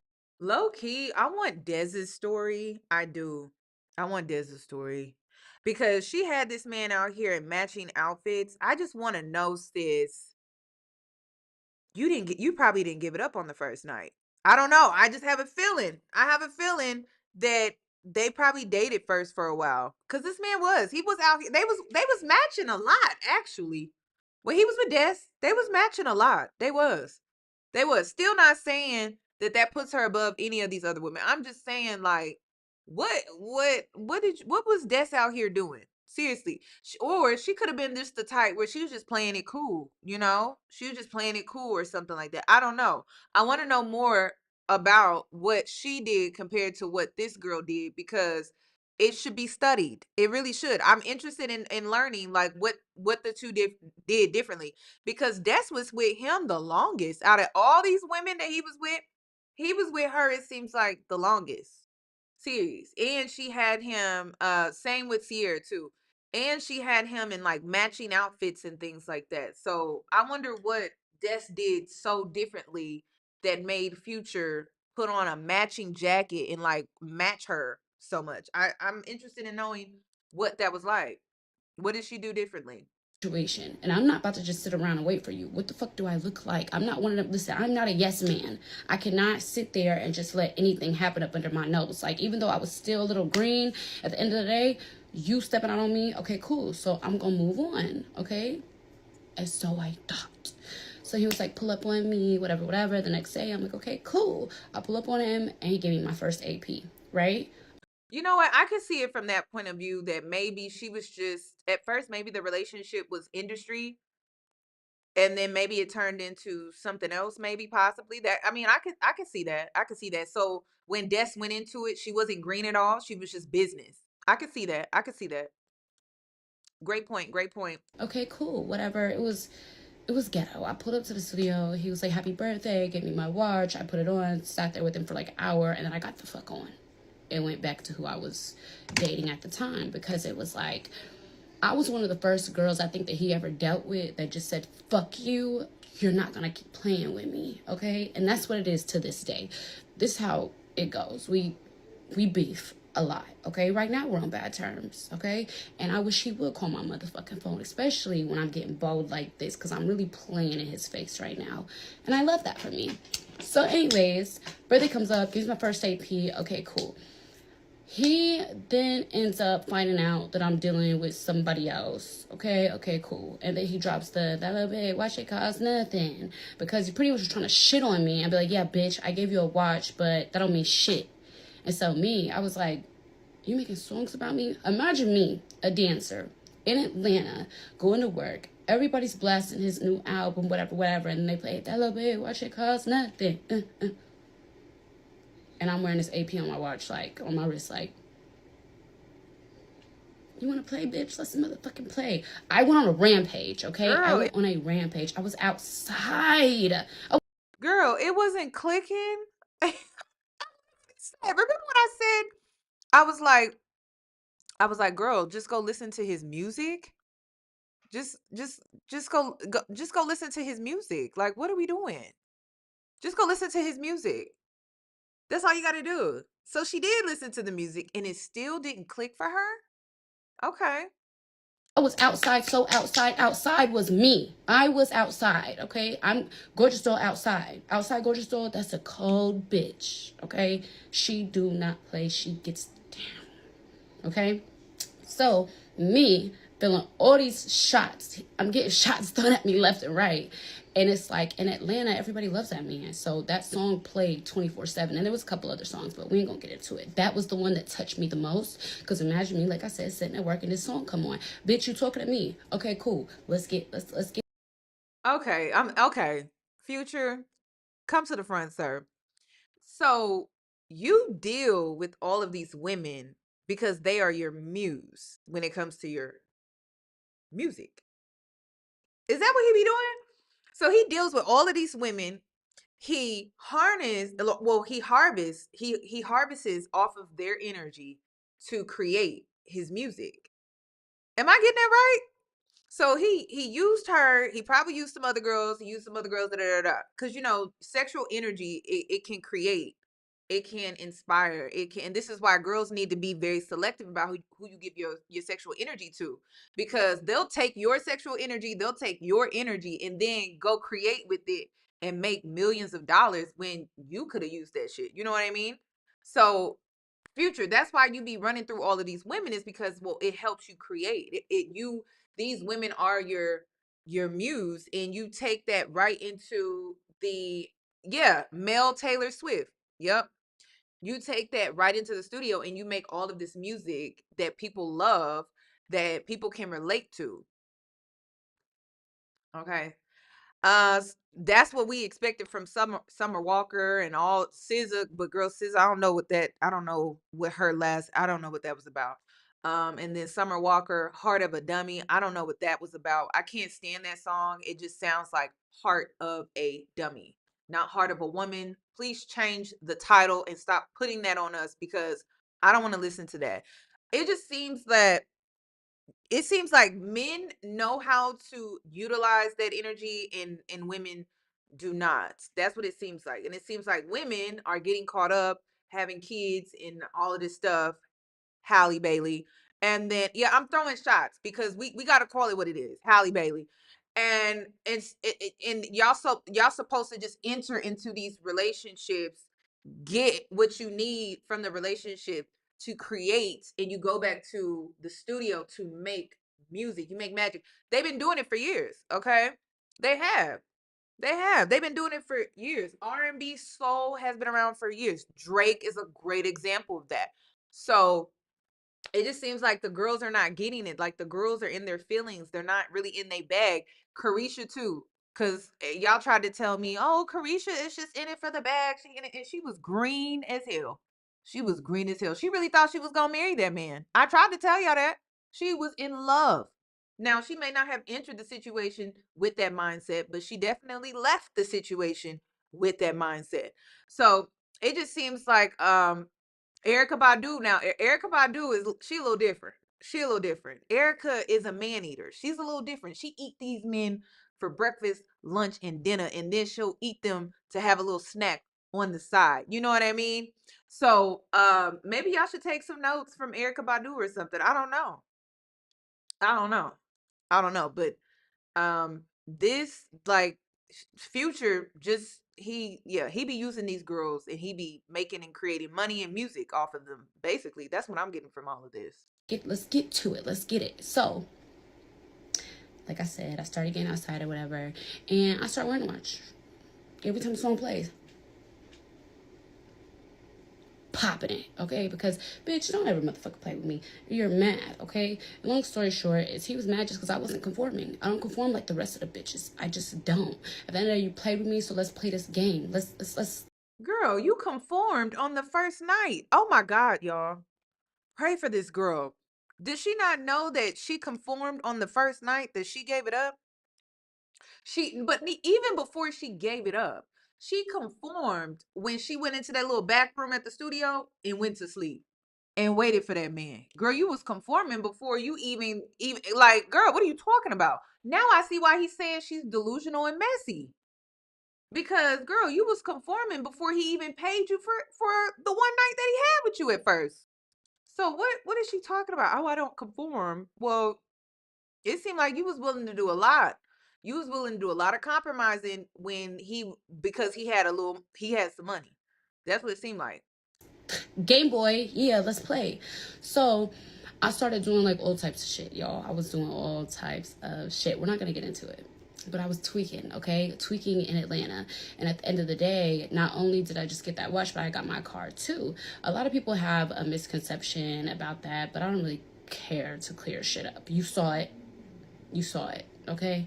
But I had my own bread, okay? This was probably around the time that I had saved up my first like 100,000 of my own money. Me working, saved it, okay? Saved it. I was not trying to keep up with nobody. Saving it, okay? And that's the thing that bitches get misconstrued about me. Bitches think everything come from a man, from a man, from a man. Baby, I am my own man. Okay, I got my own bread. Okay, one thing is that when I started dancing, I was so scared of going broke that I saved every motherfucking dollar. Okay, every dollar.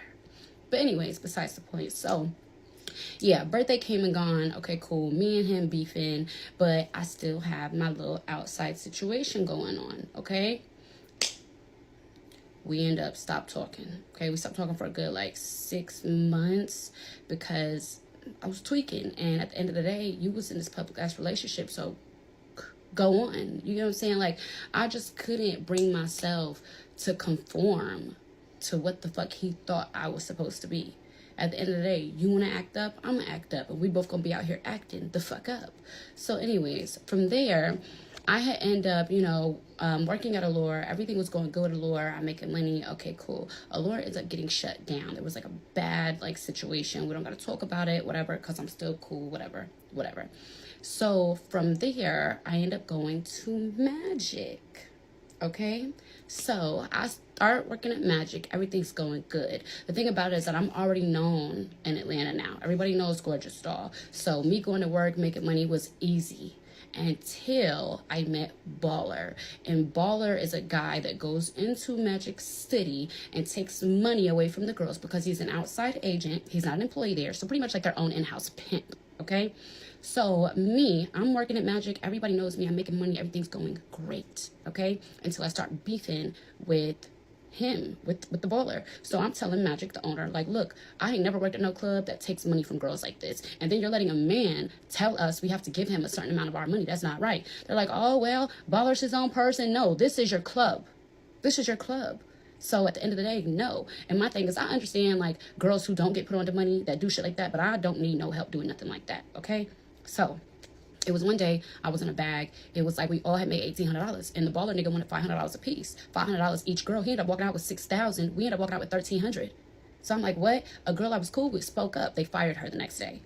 So I'm like, oh, they really standing by this man. At this point, me and Pluto are arguing. We're beefing. We ain't, listen, it's a dub, okay? Because I'm not going to conform to your bullshit. So at the end of the day, I'm going through all of this, but I ain't saying much of anything to him about it. And like, anytime we would talk to this day, it's arguing, okay? It's very, very motherfucking toxic, okay? Very toxic, very motherfucking bad. And me, it's just like, because you don't understand, you could have left me the fuck alone. You could have left me alone. Even this last time, you could have left me the fuck alone, okay?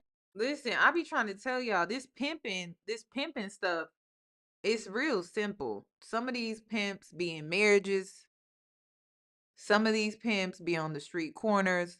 Some of them be creating these bottle service teams out here. I see them all the time in Houston. Like, you trying to be put on as a bottle girl, then you join a team, and guess who's the head coach on them teams?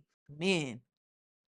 And you have to split the tips because they put you on. It's the same thing. Church pimp. I be seeing the pimping in church. I see pimps everywhere. And it's women choosing to give their power away to a man, thinking that they need the man.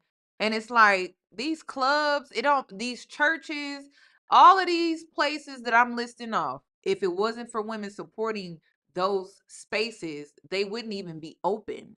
So it's a mindset thing when it comes to women. It's like y'all put these men on such a high pedestal to the point where you think that you need them when in reality, they need you. Because if you wasn't showing up to be a bottle service girl, men wouldn't even show up to their business establishment to spend money. If you wasn't showing up to the club, ladies, trying to get in free before what, 10 or 11 o'clock, then men wouldn't be showing up to that club. The club wouldn't even be popular. Women just don't understand the power that they hold.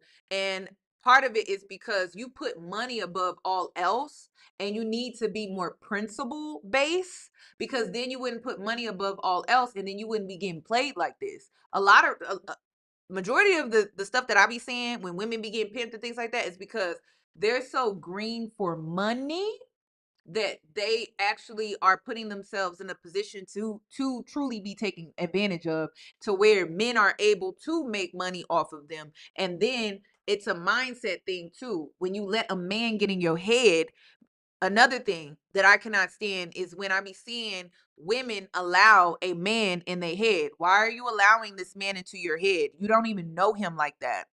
He shouldn't be in your head. But women allow men to get in their head.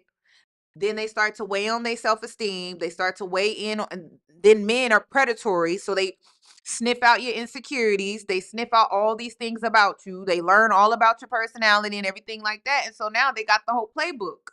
And so now they done convince you that, oh, you need me.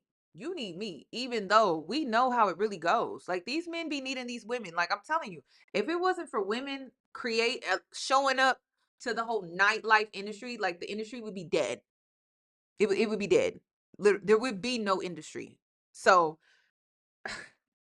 it's crazy. So, but if you go to Gorgeous Doll's comment section on TikTok, I see why. I understand why these men are just having their way. I see why. Because a lot of these women are delusional. A lot of women, if you go to Gorgeous Doll's comment section, oh my God. That's all I can say. That's all I can say. So these women are eager to be pimped out for some money. They're eager to be taken advantage of for money. They're easy to sleep with for money. They're easy to do a lot of things just for money. Just for money.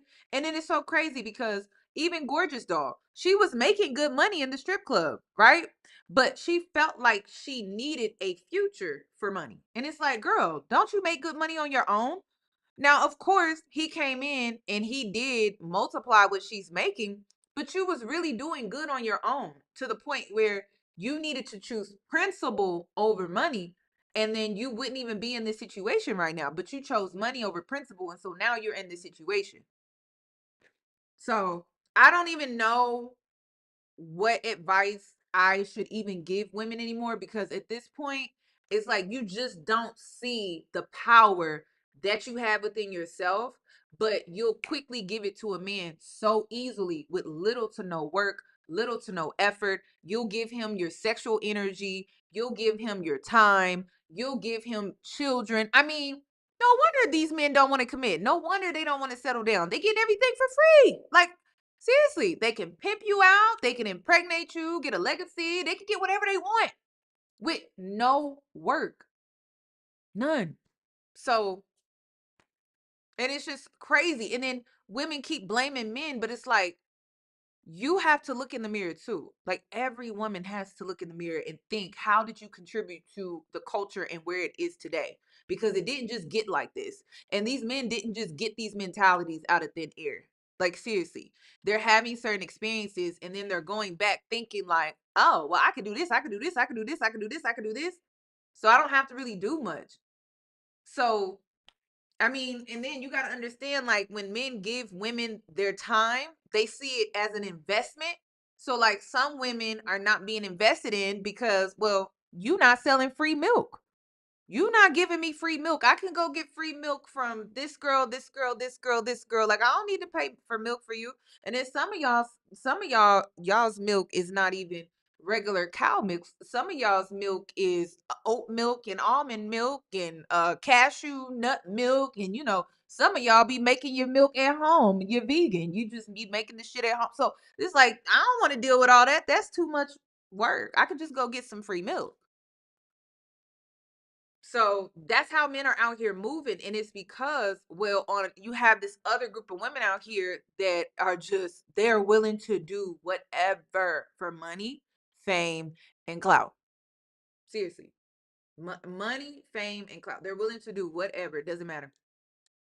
Okay, I'm gonna get into it. But with Magic, I ended up, going back and forth with them. Like, this not right. It's not right. So I'm gonna speed it up. Okay, I'm gonna speed it up and meet me at part. I think this is about to be part 8, and we're gonna get into it. Part 8 of my lore. So where we left off, I was telling y'all when I started working at Magic. Okay, so I started working at Magic. Okay, I'm chilling. I'm in my vibe or whatever. But I was like trying to tell them, like, y'all know this is illegal. Like, y'all are letting somebody take outside money. So that was already something that I had spoke on many times. Okay. Okay, cool. So one day I'm looking at my email. I've had the same email since I moved to Atlanta. Okay. I get a party invitation to his birthday, to Pluto's birthday. So I'm like, mind you, we ain't been talking. We're beefed out right now. So I look at the invitation. It has a little hotel room booking. Everything was on it. Okay. It was like, Okay. She exposing Magic City. Isn't Magic City still open? And girl, you done put it out here that they taking money under the table. Girl, do you want these people to come after you? I'm like, girl, is she considering her safety at all? Because, like, seriously, because she's still in Atlanta. She still lives in Atlanta. Like, girl, that's bold to put out here that Magic City is taking money under the table. You know, the IRS be listening to stuff like this. Oh, she has a lawsuit with them already? That's kind of dangerous, y'all. That is. That's dangerous. I would never advise that you expose something like that. I would not.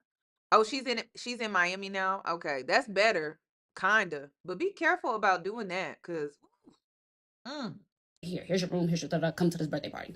So me, I'm calling my homegirls like, y'all think I should go to this? Like, maybe it was an accident. Like, well, you had the same email since that man met you. He sent you that email. He made sure you was on that damn guest list. Go. So for me, right, it was around the time that we were going live. And if y'all remember, somebody was hopping on the live and I was eating and hanging out with that person. You got to piece it together. If he was there, he was there. If he wasn't, he wasn't. But this person had sent a truck to pick me up and I went to go eat with them. Okay. And I knew that it was unbidden brew. I knew I shouldn't have motherfucking went. But I did because I didn't give a fuck. Okay. You play with your mother. Don't play with me. she talking about little baby, y'all. If y'all wanted to know who sent her that truck, it was little baby. Am I right? Was it little baby? Y'all let me know. Was it little baby? Or was it 21 Savage? Was it little baby or 21 Savage?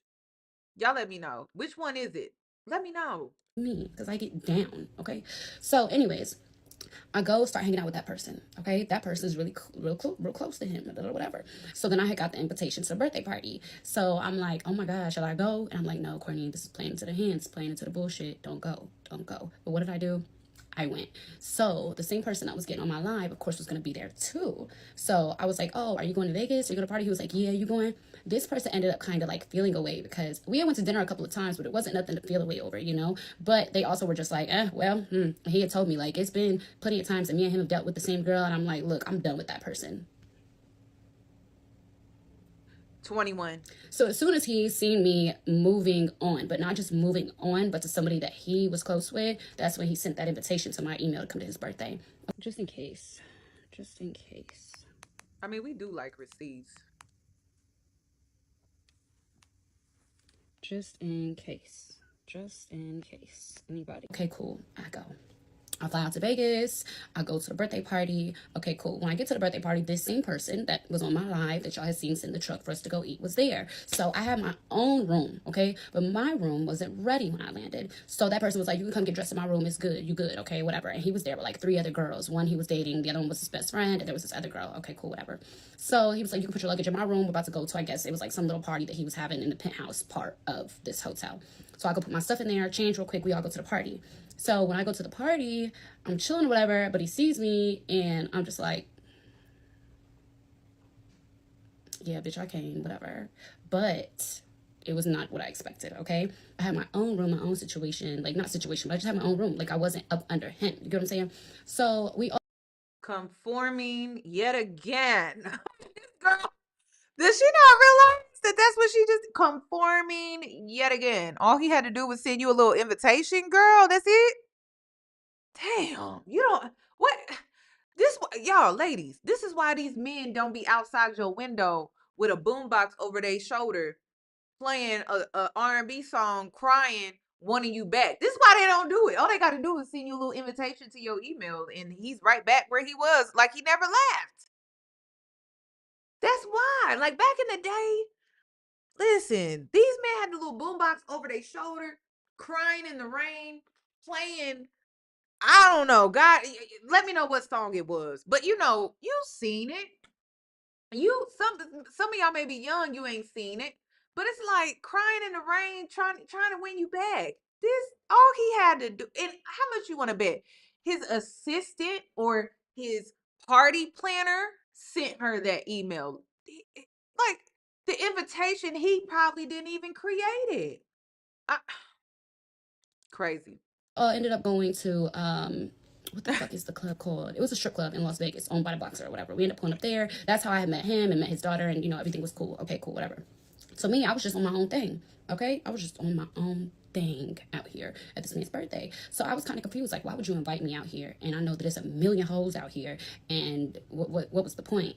But because he's a fucking narcissist and psycho, I figured out what the point was. You saw me getting close to somebody that you didn't want me to get close to, so let me pull her back in. Let me try to pull this bitch back in. And what did my dumb ass do? Went for it. So in Vegas, whatever, had fun, went to the party, had a great time. Okay, cool, whatever. Returned home. No, y'all, she doesn't think she's a hoe. She does not think that she's a hoe in this situation. She does not. Like, she does not think that she's a hoe in this situation. It's them other hoes, but she's different. She is so different. Even though he has her in a room with all of them for his birthday, she does not think that she's a part of that group. I don't know why. Like, I honestly don't know why. I don't know why. Cause I would be damned. Like, you're not about to have me in here with your other women when I'm here. Like, absolutely not. Absolutely not. Like, I would. Mm-mm. Turned home. Okay, so at this point was when like all the Magic City stuff was just like brewing. Okay, when the whole situation had went crazy. Okay, so for me, I didn't know what I was gonna do. I didn't know if I wanted to move to LA. Here's my options where I was gonna move. LA, I was gonna go to Dubai and spend a year there. Pretty much, I was gonna go somewhere where I could spend a year just to like refresh, rebrand, rebuild, whatever. So I get a call and he's like, "Hey, Pluto, hey, what you doing? Nothing in Atlanta. Oh, come to me. Okay, Grammy weekend, y'all. We're getting into some shit, okay? So, me being slow, being dumb, I'm I glad keep we got getting some sent these honesty. tests and I fail them every time, okay? This one, I'm gonna pass. I'm gonna pass the next one though. I'm glad we got some honesty. I'm glad. I'm glad we not the only ones that are like, oh, dummy, oh, slow, oh, stupid. Okay. All right. I'm gonna let up. I'm gonna let up. I'm gonna let up. All right. All right. She's acknowledging that, yeah. Cause whoo. Don't Mm, even worry about it. I'm gonna pass the next one because I'm fed the fuck up. So, I go. No, okay. hold on, back up. It was before Grammy weekend. Before Grammy weekend, he asked me to fly out to Miami, okay? I fly to Miami, meet up with him in Miami, okay, cool, whatever. Then he questions me about this person. Now, let me back it up a couple months, okay? I had a friend, a girl I was cool with, okay, we worked at Magic together. There was a certain athlete who came into town and he knew I was good for putting together parties for girls, okay? Now, me and this athlete never touched, sucked, kissed, nothing, ever, okay? He was just cool. I was cool. That's it. I was bringing the bitches around for him. It was nothing like that. But we on the club. My homegirl next to me, okay? Listen, ladies, when you when you sleep with a man on the first night, it's going to creep up in his head that any man that he sees you with, he's automatically gonna think, oh, you slept with him. Like, why would he not? Like really think about it. Like, even if say the roles were reversed, right? And say this guy slept with me on the first night, and then I see him with other women, I'm gonna assume he done slept with them. Like, why would I not? Why would I not? Why would I not think that? I mean, think about like where she works, her lifestyle, like she's always coming into contact with different men and things like that. And the same thing with Future, like he's always coming into contact with different women and like that. Why would you not assume that that's what it is? Like, what would make you think anything different? And if you were to think anything different, you're being naive. You're being naive. Why are you being naive? Why are you being naive? So she gotta, like, come on. Like, that's why when you're a woman, when you move a certain way, be intentional. Okay. Don't just be out here moving any type of way. Be intentional and be consistent, because once you show people this or that, a side of you, that's gonna stick with them forever, because that's the impression that you gave them. That is just the impression that you gave them. So they're going, that impression of you is going to linger and linger and linger. Like, it's just not going to change at all. So you got to be intentional with how you out here moving. If you're not trying to be seen like that just with anybody, then you need to move a certain type of way. You got to be more intentional than that. So hey, like, he's gonna make that assumption. My homegirl next to me, she showed me her phone. She like, I don't want to be in nothing that y'all got going on, so let me show you this. Pluto then texted her phone talking about some, yo, it's Pluto. She's like, gorgeous, I don't know how he got my number. I don't know what's going on. I said, I'm gonna tell you exactly what's going on. I'm outside with this big ass basketball player. He probably thinks it's something, so he'd have found your number because I'm sure he got sent a video with you next to me. So now he's texting you while you're sitting next to me in the club trying to get up under my skin. I said, it's okay. She was like, I don't want to be a part of nothing. Da, da, da. I'm sitting here like, girl, you're already a part of it. And at the end of the day, do you really think that she was gonna turn him down? No. So the next day, she ends up calling me, and I'm like, girl, listen, if you want to continue to be cool with me, just send me a screenshot. Send me a screenshot of what your conversation was. She's like, I'm just going to block him. I said, no. When you texted him back, because I know you did, bitch, send me what was said. She was like, at the end of the day, I just don't want to be in nothing. I said, listen, at the end of the day, if you're not going to block him, if you're going to keep talking to him, get off my phone. Blocked her. Okay? She had her sister calling me. I was like, look, I don't got nothing to say. At the end of the day, I know how girls are with him. So it's already a dub. Me and her not friends no more. She can go out to him. It's cool. I know what's going on. So the reason why I started entertaining the situation on the TikTok shit that y'all saw with that live when I went to eat with that person was because he had just texted my homegirl while she was sitting next to me trying to make me mad because he was under the impression that I was dealing with this athlete. And I wasn't. But that's how sneaky that bitch is. You get what I'm saying? So from here, me and the girl stopped being friends, whatever. Then I see her in Miami. I know where you at, bitch. I know what you got going on, and I know that you fuck my nigga. Okay, cool. Or not my nigga, but everybody's nigga. So at the end of the day, I'm just like, okay, that's how you want to play. We can play it. Okay, cool, whatever. So then comes the birthday. Girl, when this is another thing. I don't sit here and I didn't watch a good minute of all of this, right? When did he ever solidify a relationship with her? Like, when did he ever sit her down and be like, I want you to be my girlfriend? When did he ever say I'm committed to you? Like, y'all, this is delusional. I like this is on a new level. Like, this is crazy to me. This is crazy. Like, when did he ever say that? And that's what I'm saying. It's like, is it because again, I know how men are. All right. I do. I know how men are. I know how they get in your head and they tell you sweet nothings to play with your head, to play mind games with you. All right. Is it that she's not telling us that side of the story, or it just never happened? Will we ever know? Because I know how men are and I know how the manipulators are. Okay. They'll start planning a future with you. They say this and they say that. Don't mean a damn thing. It means nothing. That's why I call it sweet nothings, because it literally is nothing. They're just saying the sweet things because it just makes you just it just makes you do what they want you to do. That's it. It gets you to do what they want you to do. So is it that but then another part of me is like, but it's future though. So even if he was to tell you sweet nothings, it's like, why would you believe that? I wish she would go into more detail about how their relationship was. Like, did he have certain conversations with you? Was he planning a future with you? Did he make certain promises to you? I was he manipulating you, telling you one thing, doing the opposite?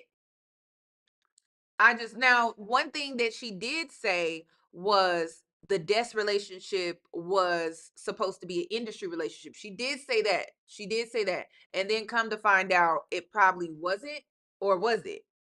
She never denied or confirmed that either. So we not, I mean, she's spilling a lot, but she's not spilling what we all want to know. So it can make more sense to us.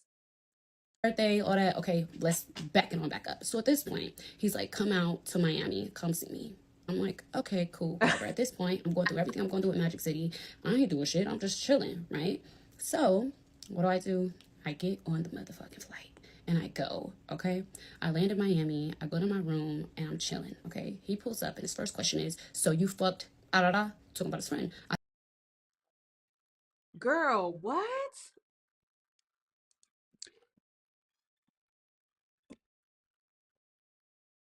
This remind me of the little spro. Listen, Gotham City. It's rush hour. What time is it? Yep. Gotham City is out there. Okay, they fighting crime, y'all. Just ignore the sirens in the back.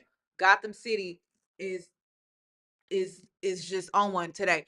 But this is dangerous. That's dangerous. Like, this, her deciding to go is dangerous, but like, he can really get you to do anything. Does she not know that? Like, girl, be difficult a little bit. You are so easy to the point where you're predictable. And ladies, this is why you don't want to be easy. This is why. This is why you don't want to be easy. When you're easy, you're predictable. No man could ever predict me because I'm not easy. I'm a wild card. You're gonna have to roll the dice. And then you can roll the dice once, twice, three times. That still don't got it. Damn. Okay. So stop being easy. Being easy, it's like it like you when you're easy, you create a playbook in a man's mind. So you make yourself easy to play with. Stop being easy, please. Be difficult within good reason, okay? Be difficult within good reason, but if you don't, like, you kind of leaving yourself out here to get hurt for real, because you're being so easy. And people, men, especially men that are like predatory or manipulators or narcissists or whatever like that, you're making it so easy for them to have a playbook for you because, well, I mean, they can pick one up pretty quick because, well, you're not even difficult. Like you're not, you just do whatever. You do whatever. So, and then they can predict your next move. They can probably even predict your thought process, your personality, your mood.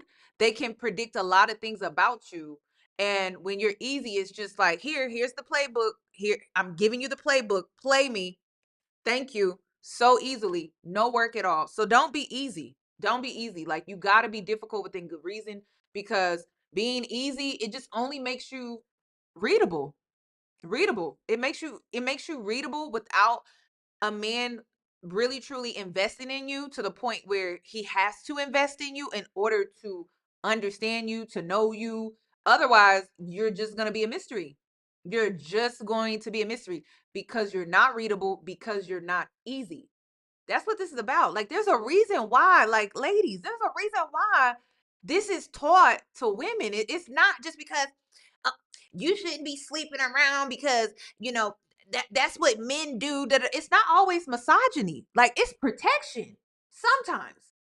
Okay, it just depends on how it's being projected. But the reason why you don't want to be easy isn't because, well, men can do it. Well, of course men can do it, but men can also, they also are stronger than us, you know? They can defend themselves differently than we can. So we have to be smarter. And when you're easy, you just become readable and people can take advantage of you. So you got to be careful about that. You got to be careful about that. And then sometimes easy, it kind of links back to you being naive. And then people can really get over on you. People can really take advantage of you. You got to be careful about that type of stuff. It's not always misogyny. I feel like misogyny it comes with a certain mindset and mentality, but for me, it's truly about your protection, and you don't want to be readable because you don't know if this man is preying on you for real. You don't know someone is preying on you until you know. You know what I'm saying? So to protect yourself, you can't be easy. Okay? You can't. You don't know what his motives are. And men don't always share their motives when they're dealing with you. Okay? So just be careful about that. I said, if you fuck da talking about my friend, right? He get mad, he walk out. What do? Go back to the airport and fly home. Fuck you. Over it, okay? Irritated. Because who was you playing with? Did you fuck my homegirl? Don't question me about no nigga. At the end of the day, no, I didn't sleep with him. But that's not the point. The point of it is don't question me when I know how you've been moving and I know you just had my homegirl down here. Stop playing with me, right? And the homegirl, she don't even realize, babe, you are a casualty of this war that we're going through. He don't care about you, okay? Like, but she went for it, so cool. Okay?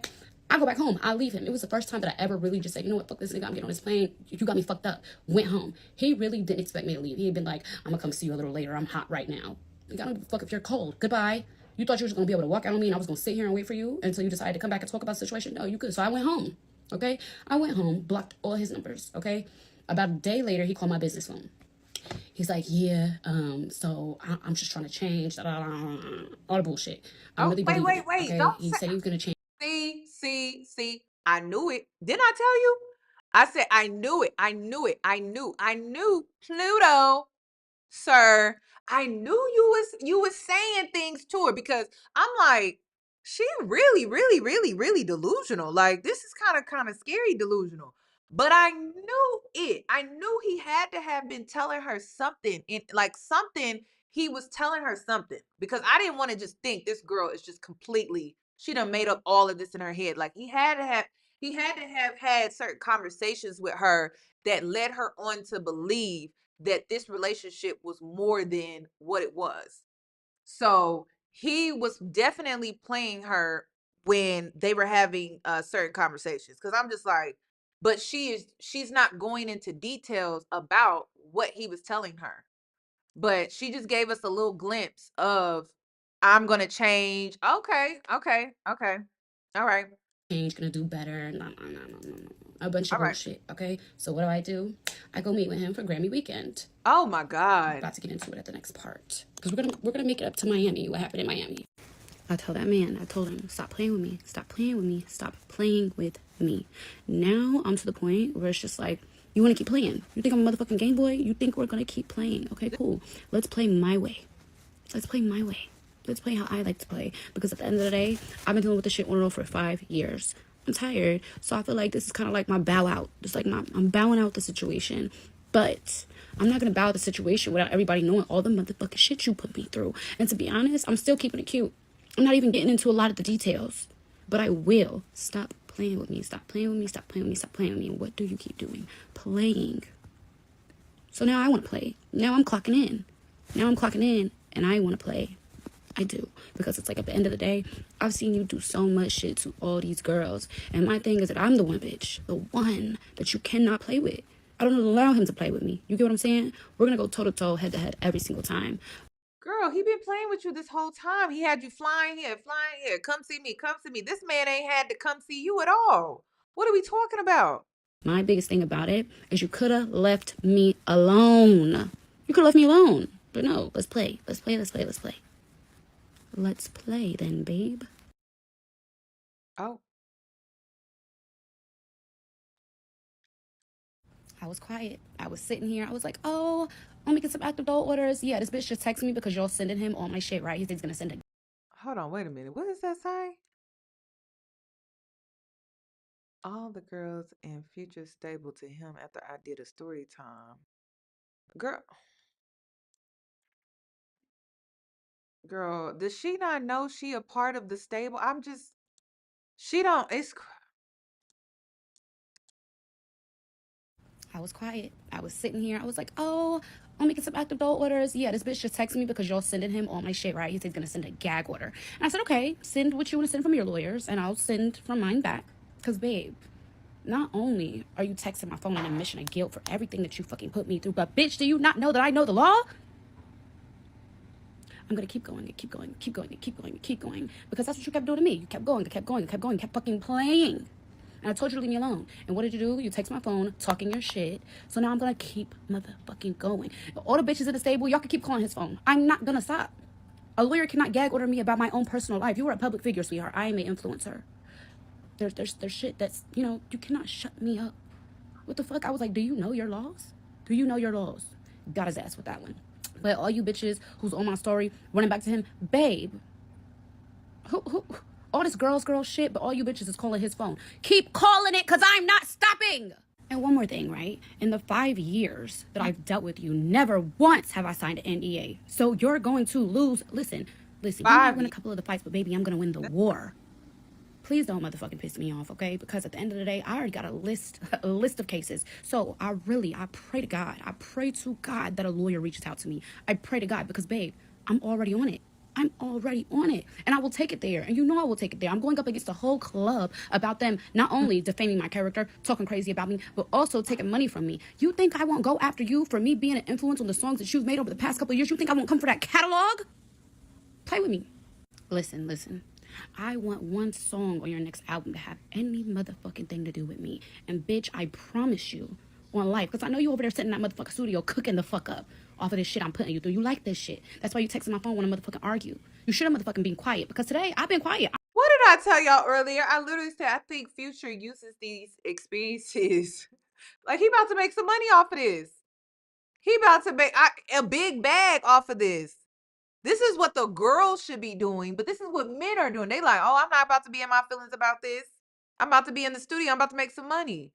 Meanwhile, she crashing out. She's ruining her brand. She could potentially be ruining her business. She could potentially be also her TikTok page got taken down. Her Instagram, I don't even think she has an Instagram page. She's ruining her whole life. This man about to get in the studio and make some money off of this. Crazy. How many times are we going to see women just ruin their career, Carisha, please, for a man that you was just supposed to get a bag out of? Like, it's getting ridiculous. I only post one video, but baby, I'm about to get in the field on your ass. Now he's starting to have my page deleted. So if you know, go follow my other page. But it's like, at the end of the day, babe, I will take this off TikTok and we will go to Instagram with it. Okay? I will go to Twitter with it. I will go to ever social. Listen, babe. One. Who are you playing with? Bro, don't worry. Don't text my phone. Don't text. Excuse me? I don't know you, bro. Stop fucking playing. Listen, at the end of the day, I promise you, on my life, on my fucking life, on. Future Pluto, you're saying you don't know this woman, but when she calls, you answer immediately, and then you say, I don't know you, I don't know. It sound like you know her. It sound like he know her very well. On everything in my life. All you had to do was shut the fuck up. All you had to do, you keep on fucking playing with me over and over and over and over and over and over again. You're gonna fucking learn. I promise you. Because I'm gonna fucking teach you. I promise I'm going to teach you, bitch.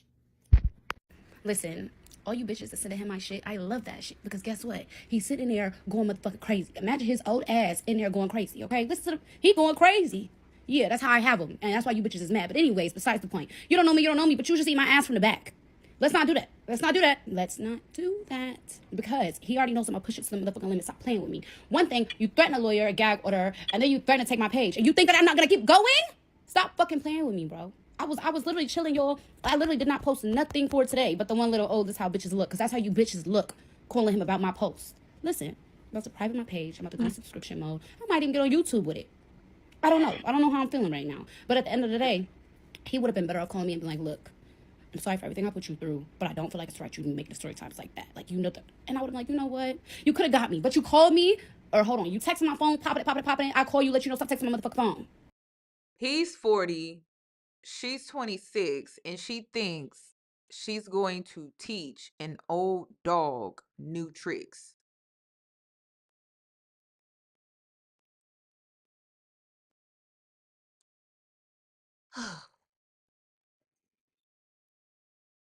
She thinks she's going to teach an old dog new tricks. Okay. I That's what they saying. They saying she 26. I thought she was around my age. They saying that she's 26. So, I just like what are you going to teach this old dog? Like I'm curious. Cuz Carisha thought the same thing. Like she thought she was going to teach an old dog new tricks. It was very delusional. It was delusional then, and it's delusional now, and it will forever be delusional to me.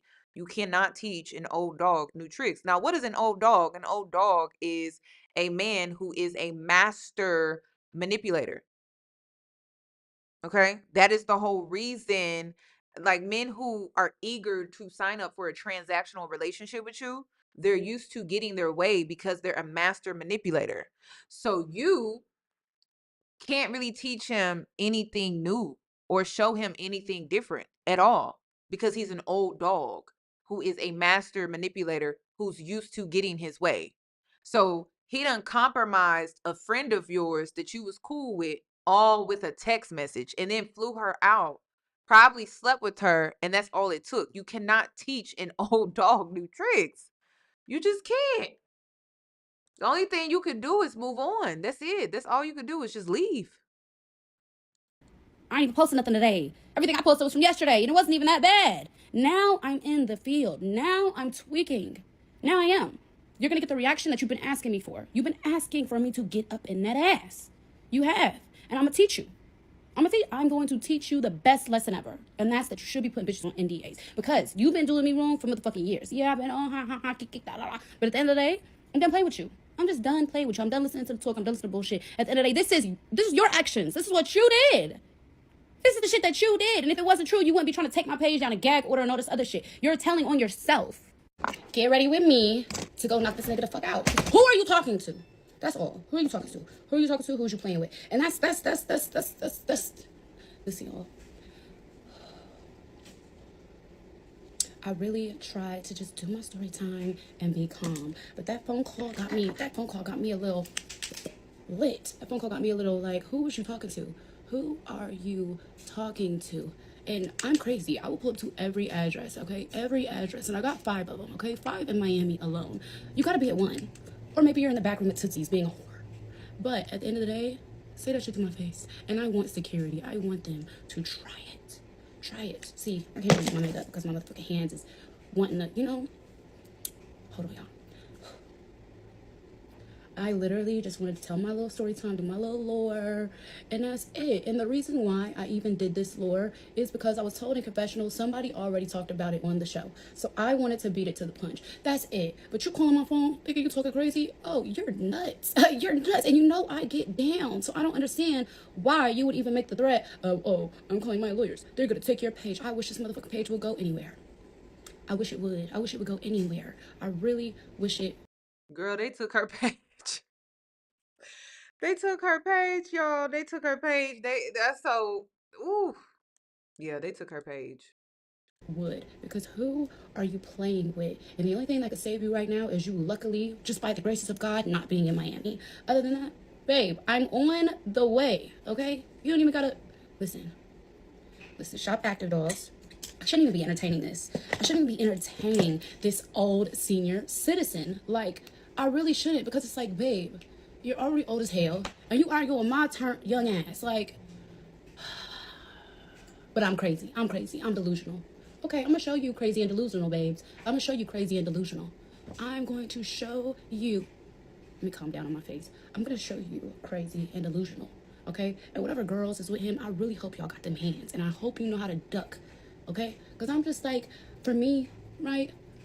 I'm fed up. Like, y'all literally, listen, y'all are so dumb. Y'all are sending this man my videos. Like, oh, she's crazy. He can tell you I'm crazy and delusional all he wants to, but there's a reason why I've been dealing with the man for 5 years. There's a reason, okay? He loves it here. Okay, but I'm done. I'm done with all that. Because at the end of the day, I'm tired of him playing with my character and you retarded ass hoes believing it. I got beef with so many girls, all because of the fact that y'all are in love with this slut bucket that literally is a senior citizen. Like, a senior citizen? Like, do y'all know? I don't think these girls are in love with him. I think they just want his money. You the only one. It's you, babes. Because even hold on, let me go here. Like even his baby mama said something along the lines of let me see. It says wait, let me see. Damn, I can't even pull it up. I'm gonna have to pull it up. But wait, it says it right here. It says, y'all stop sending me this crazy delusional girl's TikTok. She's crashing out over a certain type of man that could never love her or something like that. I'm gonna have to pull it up. I don't know why it does that. Wait, it says crashing out over a certified hoe. I could never love a hoe. I got my wire. That's all that matters. So this is this is Prince. So like his son Prince, he has a son named Prince. This is Prince's mother, and she's screenshotting how she got paid $20,000 in child support. That's all she wanted. That's all she wanted. She didn't want nothing else. She just wanted that money. That is all she wanted. So yeah. So she's saying I could never love. Oh wait, let me go back. I could never love that man. He's a certified hoe. How many new people have dropped and like are lit? Like, babe, he's literally old and washed up. And at one point, that was my old and washed up shit. But I'm tired. That's I'm crazy. fed up. I'm tired. And to be honest, I literally was quiet. And he knew. He knew calling my phone was gonna get me activated. As it always does. He knew. So y'all literally have just opened up the door. Y'all was already worried about me before. Babe, you need to be worried now. Because while you're over there calling his phone, he over there yelling at his phone. About me. But oh, I'm delusional. He don't know me, right? He don't know me, right? She had gotten her page back for a short time and then it got taken away again. So the last I checked, it was still gone. Why the fuck is you yelling at your phone? Exactly, because I get him like that. But it's like at the end of the day, listen, I want to play a game. And I'm not going to stop playing the game until I feel satisfied. And right now, I'm not satisfied. I'm not satisfied one bit. You know the crazy thing is that when you bitches call his phone, complain about gorgeous doll, gorgeous doll, gorgeous doll, gorgeous doll, all that does is literally make him tweak out and almost have a damn aneurysm, okay? Because at the end of the day, he's not going to say shit to me because I thought he learned. I thought he learned by now. Don't call my motherfucking phone trying to check me about shit that a bitch said, but he didn't learn his lesson. That's why I'm sitting here tweaking on him because you calling me about what another bitch is calling your phone saying. She likes the fact that he called her. She's eating this up. She loves the fact that he's watched her videos. She loves the fact that he called her and reached out to her. You would have been better off being like, hey, is you making videos about me? Or to be honest, you would have been better off just going to view. Bad Prince called. You know, he had him a good ass day at school today. He was like, mama, everything's good. Okay, cool. He got him a new phone, a newer phone than the one that he had. He got his taken because he didn't know how to. Anyways, back to what I was saying. Done with my makeup. Let me set it real quick. I think I'm gonna put my hair in a bun, just in case. Just in case. I have a feeling, to be honest, that he's not even in Miami because ain't no way you would pop it on me like that and you're within arm's reach of me. That's just not safe. Like, the thing is, I hate that y'all have to see this side of me. I really hate that y'all have to see this side of me. Instagram has seen this side of me multiple times, but y'all have never seen this side. I mean, like, she likes, she did call him, but she just likes the fact that he's reacting to all of this. It's like she gets a kick out of it. She gets a kick out of the fact that he knows about her videos. He knows about her story time. He knows, like, that she's put it out here. She's eating it up. Like, she likes it. Of me, and I really feel bad. But anyways, this is the makeup look. So cute. I'm putting my little diamond earrings. Hold on. My little diamond earrings. But it's like, why would you play with me? Then you threaten to take my page. So that's really you threatening a source of income. Am I right? That's threatening a source of income, is it not? So it's like, okay. Didn't I tell y'all they be messing up their own bag? Does it really be worth it though in the long run? I don't think it'd be worth it because how you mess up your own bag when it comes to this whole situation? So she just lost an income because now her page, like I said, her page is gone. The original one. Okay, so you're threatening my livelihood. You're threatening the way that I feed my son. I like shit like that, especially when you did it on the phone. On the phone like a dumbass. You know, my thing is, you know me. You've been dealing with me for years. So it's like, why would you, first of all, answer the phone yelling, knowing that I'm going to overtalk you every motherfucking time because, bitch, who's you talking to? Then threaten to take my page. Threaten me with lawyers. Babe, you're going to lose, okay? If you ain't going to lose to one bitch, you're going to lose to me. Anyways, do y'all think I should a ponytail or a bun? And I'm going to do a get ready with me. My whole thing, right, is I told him, stop playing with me. Stop playing with me. I'm going to make you pay for what Ike did to Tina. And right now, I've been Tina for the last couple of years. And trust me, babe, I'm so serious. I'm so serious. You think you're going to yell? Yeah, I believe that Future likes it too because this is free promo for him. I mean, if he puts out any music or anything like that, like he could literally clout chase off of this. If he has a song that he's been working on, but he didn't know when would be the perfect time to release it, he could release it right now and it would do really, really well. So yeah, he loves this. He loves this a lot too. It feeds his ego. That's why I don't. The best thing a woman can ever do is just be quiet. Like the best thing you could ever do is just to walk away in silence. Give this man nothing, but you feed his ego when you react. You feed his ego coming up with all of these story times on your social media, and then he got people blowing up his phone, giving him attention, stroking his ego, and then he got all these other women calling his phone, stroking his ego. So yeah, he loves it. She loves it. He loves it. They love it. They love it. And we just sitting here like, Me? I'm a Libra. I do not like being yelled at all. Like, that's one thing that I do not like. wait a minute, she's a Libra? Who's you talking to? Like, yo. But it's like all the hoes that's on this page right now, there, you got your answer. He been telling you for years. I'm crazy, I'm delusional. Baby, I have that man in a blender. Okay? I'm sorry I had to even prove my point like this. Now you bitches is over there doing what? Crying. Oh, you really? I heard the... You see what you did? Listen, Libras will tell all your business. They really will. I have yet to be a Libra that don't be telling all their business. I haven't. I'm not saying all Libras are like that. I would have to look at your other placements, but Libras be telling. Libras would listen. Libras like to gossip. Okay, they like to talk. That's what they like to do. So this is all starting to make sense because I'm like, damn. And apparently, she always be like exposing people. She always be exposing people. She always got a story for about somebody. So it kind of it's kind of on brand. Now listen, Libras, y'all pretty, y'all live in luxury. There are great qualities about you. But when y'all low vibrational, because every sign is low vibrational. Aries, I have low vibrational attributes about my sign as well. But when it's a low vibrational Libra, they messy and they gossip. That's what they do. They messy and they gossip. So it's crazy. But I mean, it's kind of on brand for a low vibrational Libra. There. You just asked for some truth and I gave it to you. Stay out of my business. See, if you wasn't in my business and you wasn't sending him my videos, then he wouldn't even know that I'm over here having a motherfucking ball on TikTok. But guess what?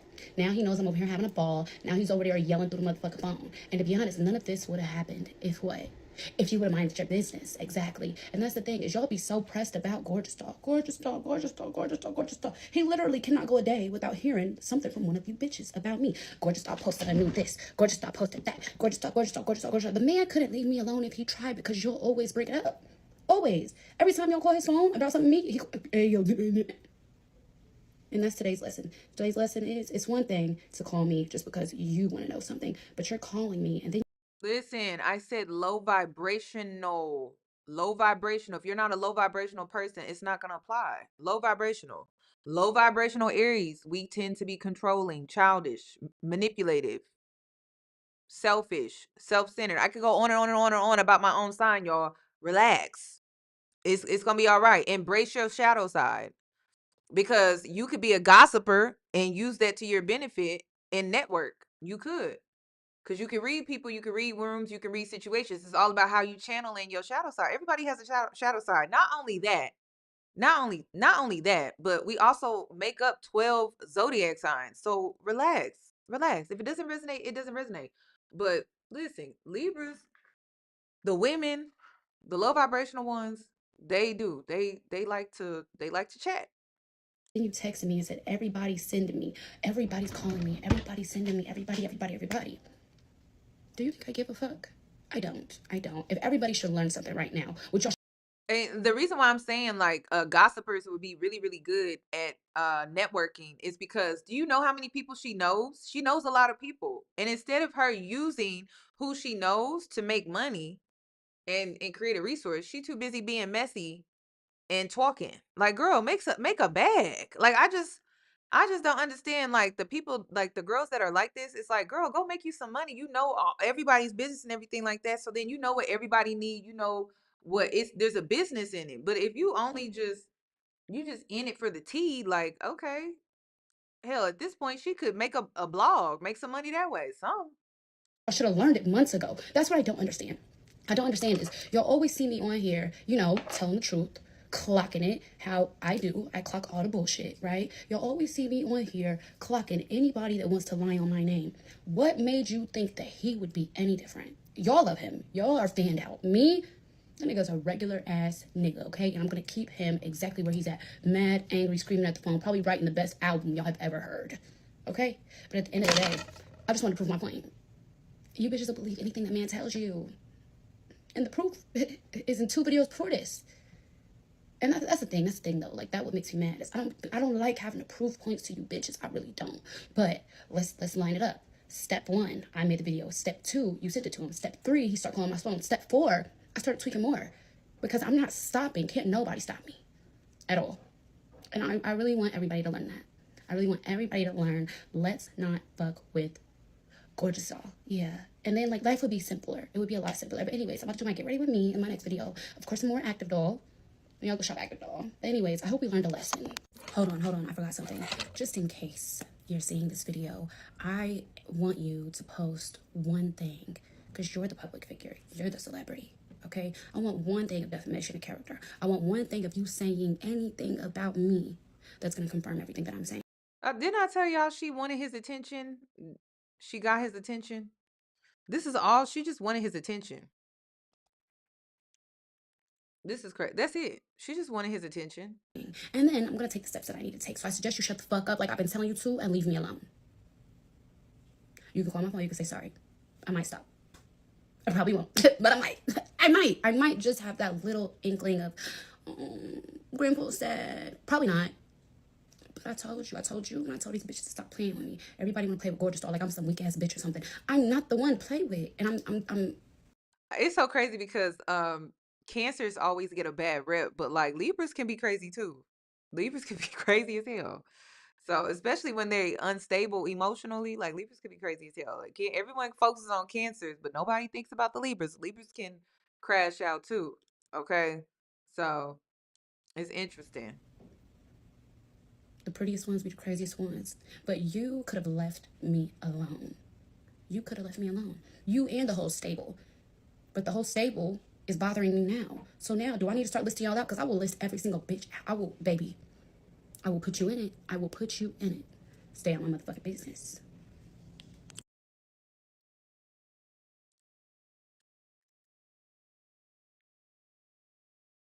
Hold on, when you just crashed out on your fave and real your fave ninja and realized you gotta really let him go. Is that what this is all about? Girl.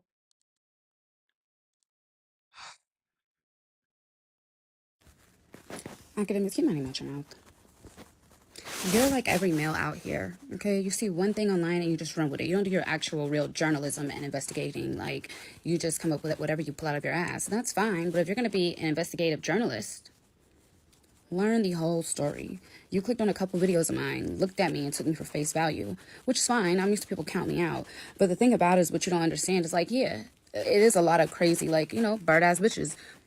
One thing about it, I'm not no fucking bird-ass bitch, okay? You didn't even know who I was until I tweaked about this situation. So it's like, at the end of the day, why can't it just be, oh, she got fed up and she wanted to, you know, literally talk to her supporters, the people who are trying to learn who she is, and that had something to do with her life. That was a good amount of part of my life as an adult. But it's like, you're bitter like the rest of the men in the world, you know? And at the end of the day, I just feel like that you should stop speaking on women's business. But I forgot you're always in some women's bullshit. You always in our shit. For sure. You're little.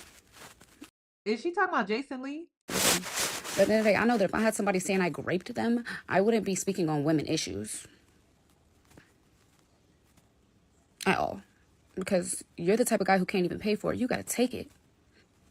Like a thief in the night. Who is she talking about? Academics? Give me an Okay. mouth. Or at least do your full research. I'm literally getting my bachelor's degree, going to law school. I use dancing as a stepping stool. It used to be 300 pounds. Changed my whole life. I'm amazing. And it sucks. Listen, I be trying to tell y'all, the girls that are really the birds, listen, they got an empty nest upstairs. Okay? There's an empty nest. So they don't even lay eggs. So there's nothing upstairs. So of course they're not gonna think they're a bird. Like, duh, it's an empty nest upstairs. No one is home upstairs. Just an empty nest. And then men come along like Future and they fill things up in the nest for them to think, for them to know, and for them to understand. And then that's how they live their life. That's a bird. That's what it is. It really does suck when all that gets dismissed because of the fact that you think, oh, this is how these birds are. Da, da, da. No, let me tell you, this bird is a fucking hawk. Okay? I'm about to call Santana on your ass. Because, what? Then you saw that I posted a lot. So you said, oh, this must be a joke. No, I'm a content creator. Everything's content. Like, what are you talking about? You're on my TikTok pulling an opinion out of your asshole. But I guarantee that if I was to see you in a situation out, I would be the first bitch who would be like, oh my God, who was that? Yeah, gorgeous fucking doll. Literally. Literally. When I walk in a room, you would be stuck. And you would automatically probably not like me because you would get insecure. They're like, oh, yeah, that bitch, the bitch you can't have. You in women's business. You're out, you're not even, listen, on the shit you're speaking on right now, you're not even in the right tax bracket, okay? Like,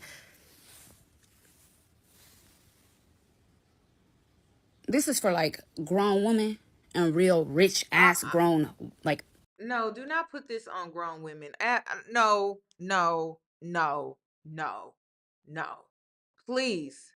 If you like this video, please like this video if this has nothing to do with grown women. Because grown women don't do stuff like this. This some little girl stuff. Okay? You made your bed and now you gotta lie in it. That's what you made the bed, now lay in it. Nah, oh, I made this bed and I don't want to lay down in it. Well, why'd you make the damn bed then? So no, this don't got nothing to do with grown women. Don't put this on grown women. This don't got nothing. This is your gorgeous dog, Courtney. This is your mess. This don't got nothing to do with women. We in this together. No, it may be your followers on your platform, but absolutely not. This is not no grown woman. Nothing. No. We don't do stuff like this. Do you know what I'm saying? Like, this is not for you, babe. At all. So why do you have such an opinion on moi? Should we go back to your situation when the girl was in your house and she Then you dated, and no offense, but you call me a bot, but didn't you buy Selena a G-Wagon? Selena Powell, did you buy her a G-Wagon? I feel like you bought her a G-Wagon. So how could you speak on me when you had to pay even for her to post you in her life? Because Clout is a hell of a motherfucking drug. Yes, it is. And you're still the type of guy to fall for it. Literally. You know you gotta spend the money. You know it ain't no, oh, I really like you. Ain't no bitches like you. Ain't no bitches like you. But I know one thing. At the end of the day, my life story, the shit that I go through, is definitely, God's not done with me yet. He seems like he has you pretty stuck in that chair. Let's just say me answering the phone ready to argue with a ninja that I know ain't going nowhere. Girl, and we're not supposed to think this girl is not delusional. I mean, come on. Be real. Are we not supposed to think this girl is not being delusional behind Future? A man with 10 baby mamas? Like, be so for real. This is getting ridiculous. As I said, you keep going, I'm gonna keep going. You keep going, I'm gonna keep going. You keep going, I'm gonna keep going. I will never stop. I won't. I really won't. Like, it's something in me that can't.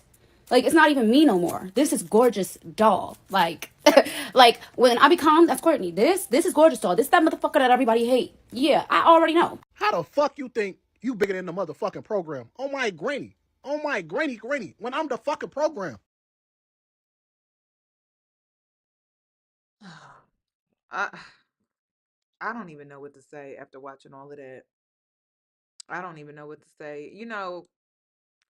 I don't know why she felt the need to tell us the story. It just seems like she wants Future. Like that's what anybody else like. That's what I got from all of this. She wants Future. She wants him back. It seems like he's done with her for whatever reason. Will we ever know? There's more. I'm gonna have to watch it. I'm gonna have to watch it. But for today, that's all I got. I'm gonna have to watch the rest of this because girl, at this point, I need a break. I need a break. Plus, I'm recomping, so I need to go lift. I need to go lift my weights. So I gotta go. I gotta run. This was fun. Catch me back for the other parts because I just got to see where this is all headed. Because the only thing that I got from this is that she wants this man that does not want her. That's it. That's it. And if she could have made some money because this would be a great book. Like I feel like she has a great story to tell. Like this would be a great book. But she not thinking about that. She in her feelings and she just wants to expose this man because she really wants this man back. And that's all I got from this. So y'all let me know what you think down below in the comments section. Please give the video a thumbs up. And I want to make it known that grown women do not act like this. Okay, this is a woman that's unhealed. She has some emotional issues, and it just seems like she's going through a hard time. She's going through a hard time. Hopefully, she will get it together. But that's all I got. Y'all enjoy the rest of your evening.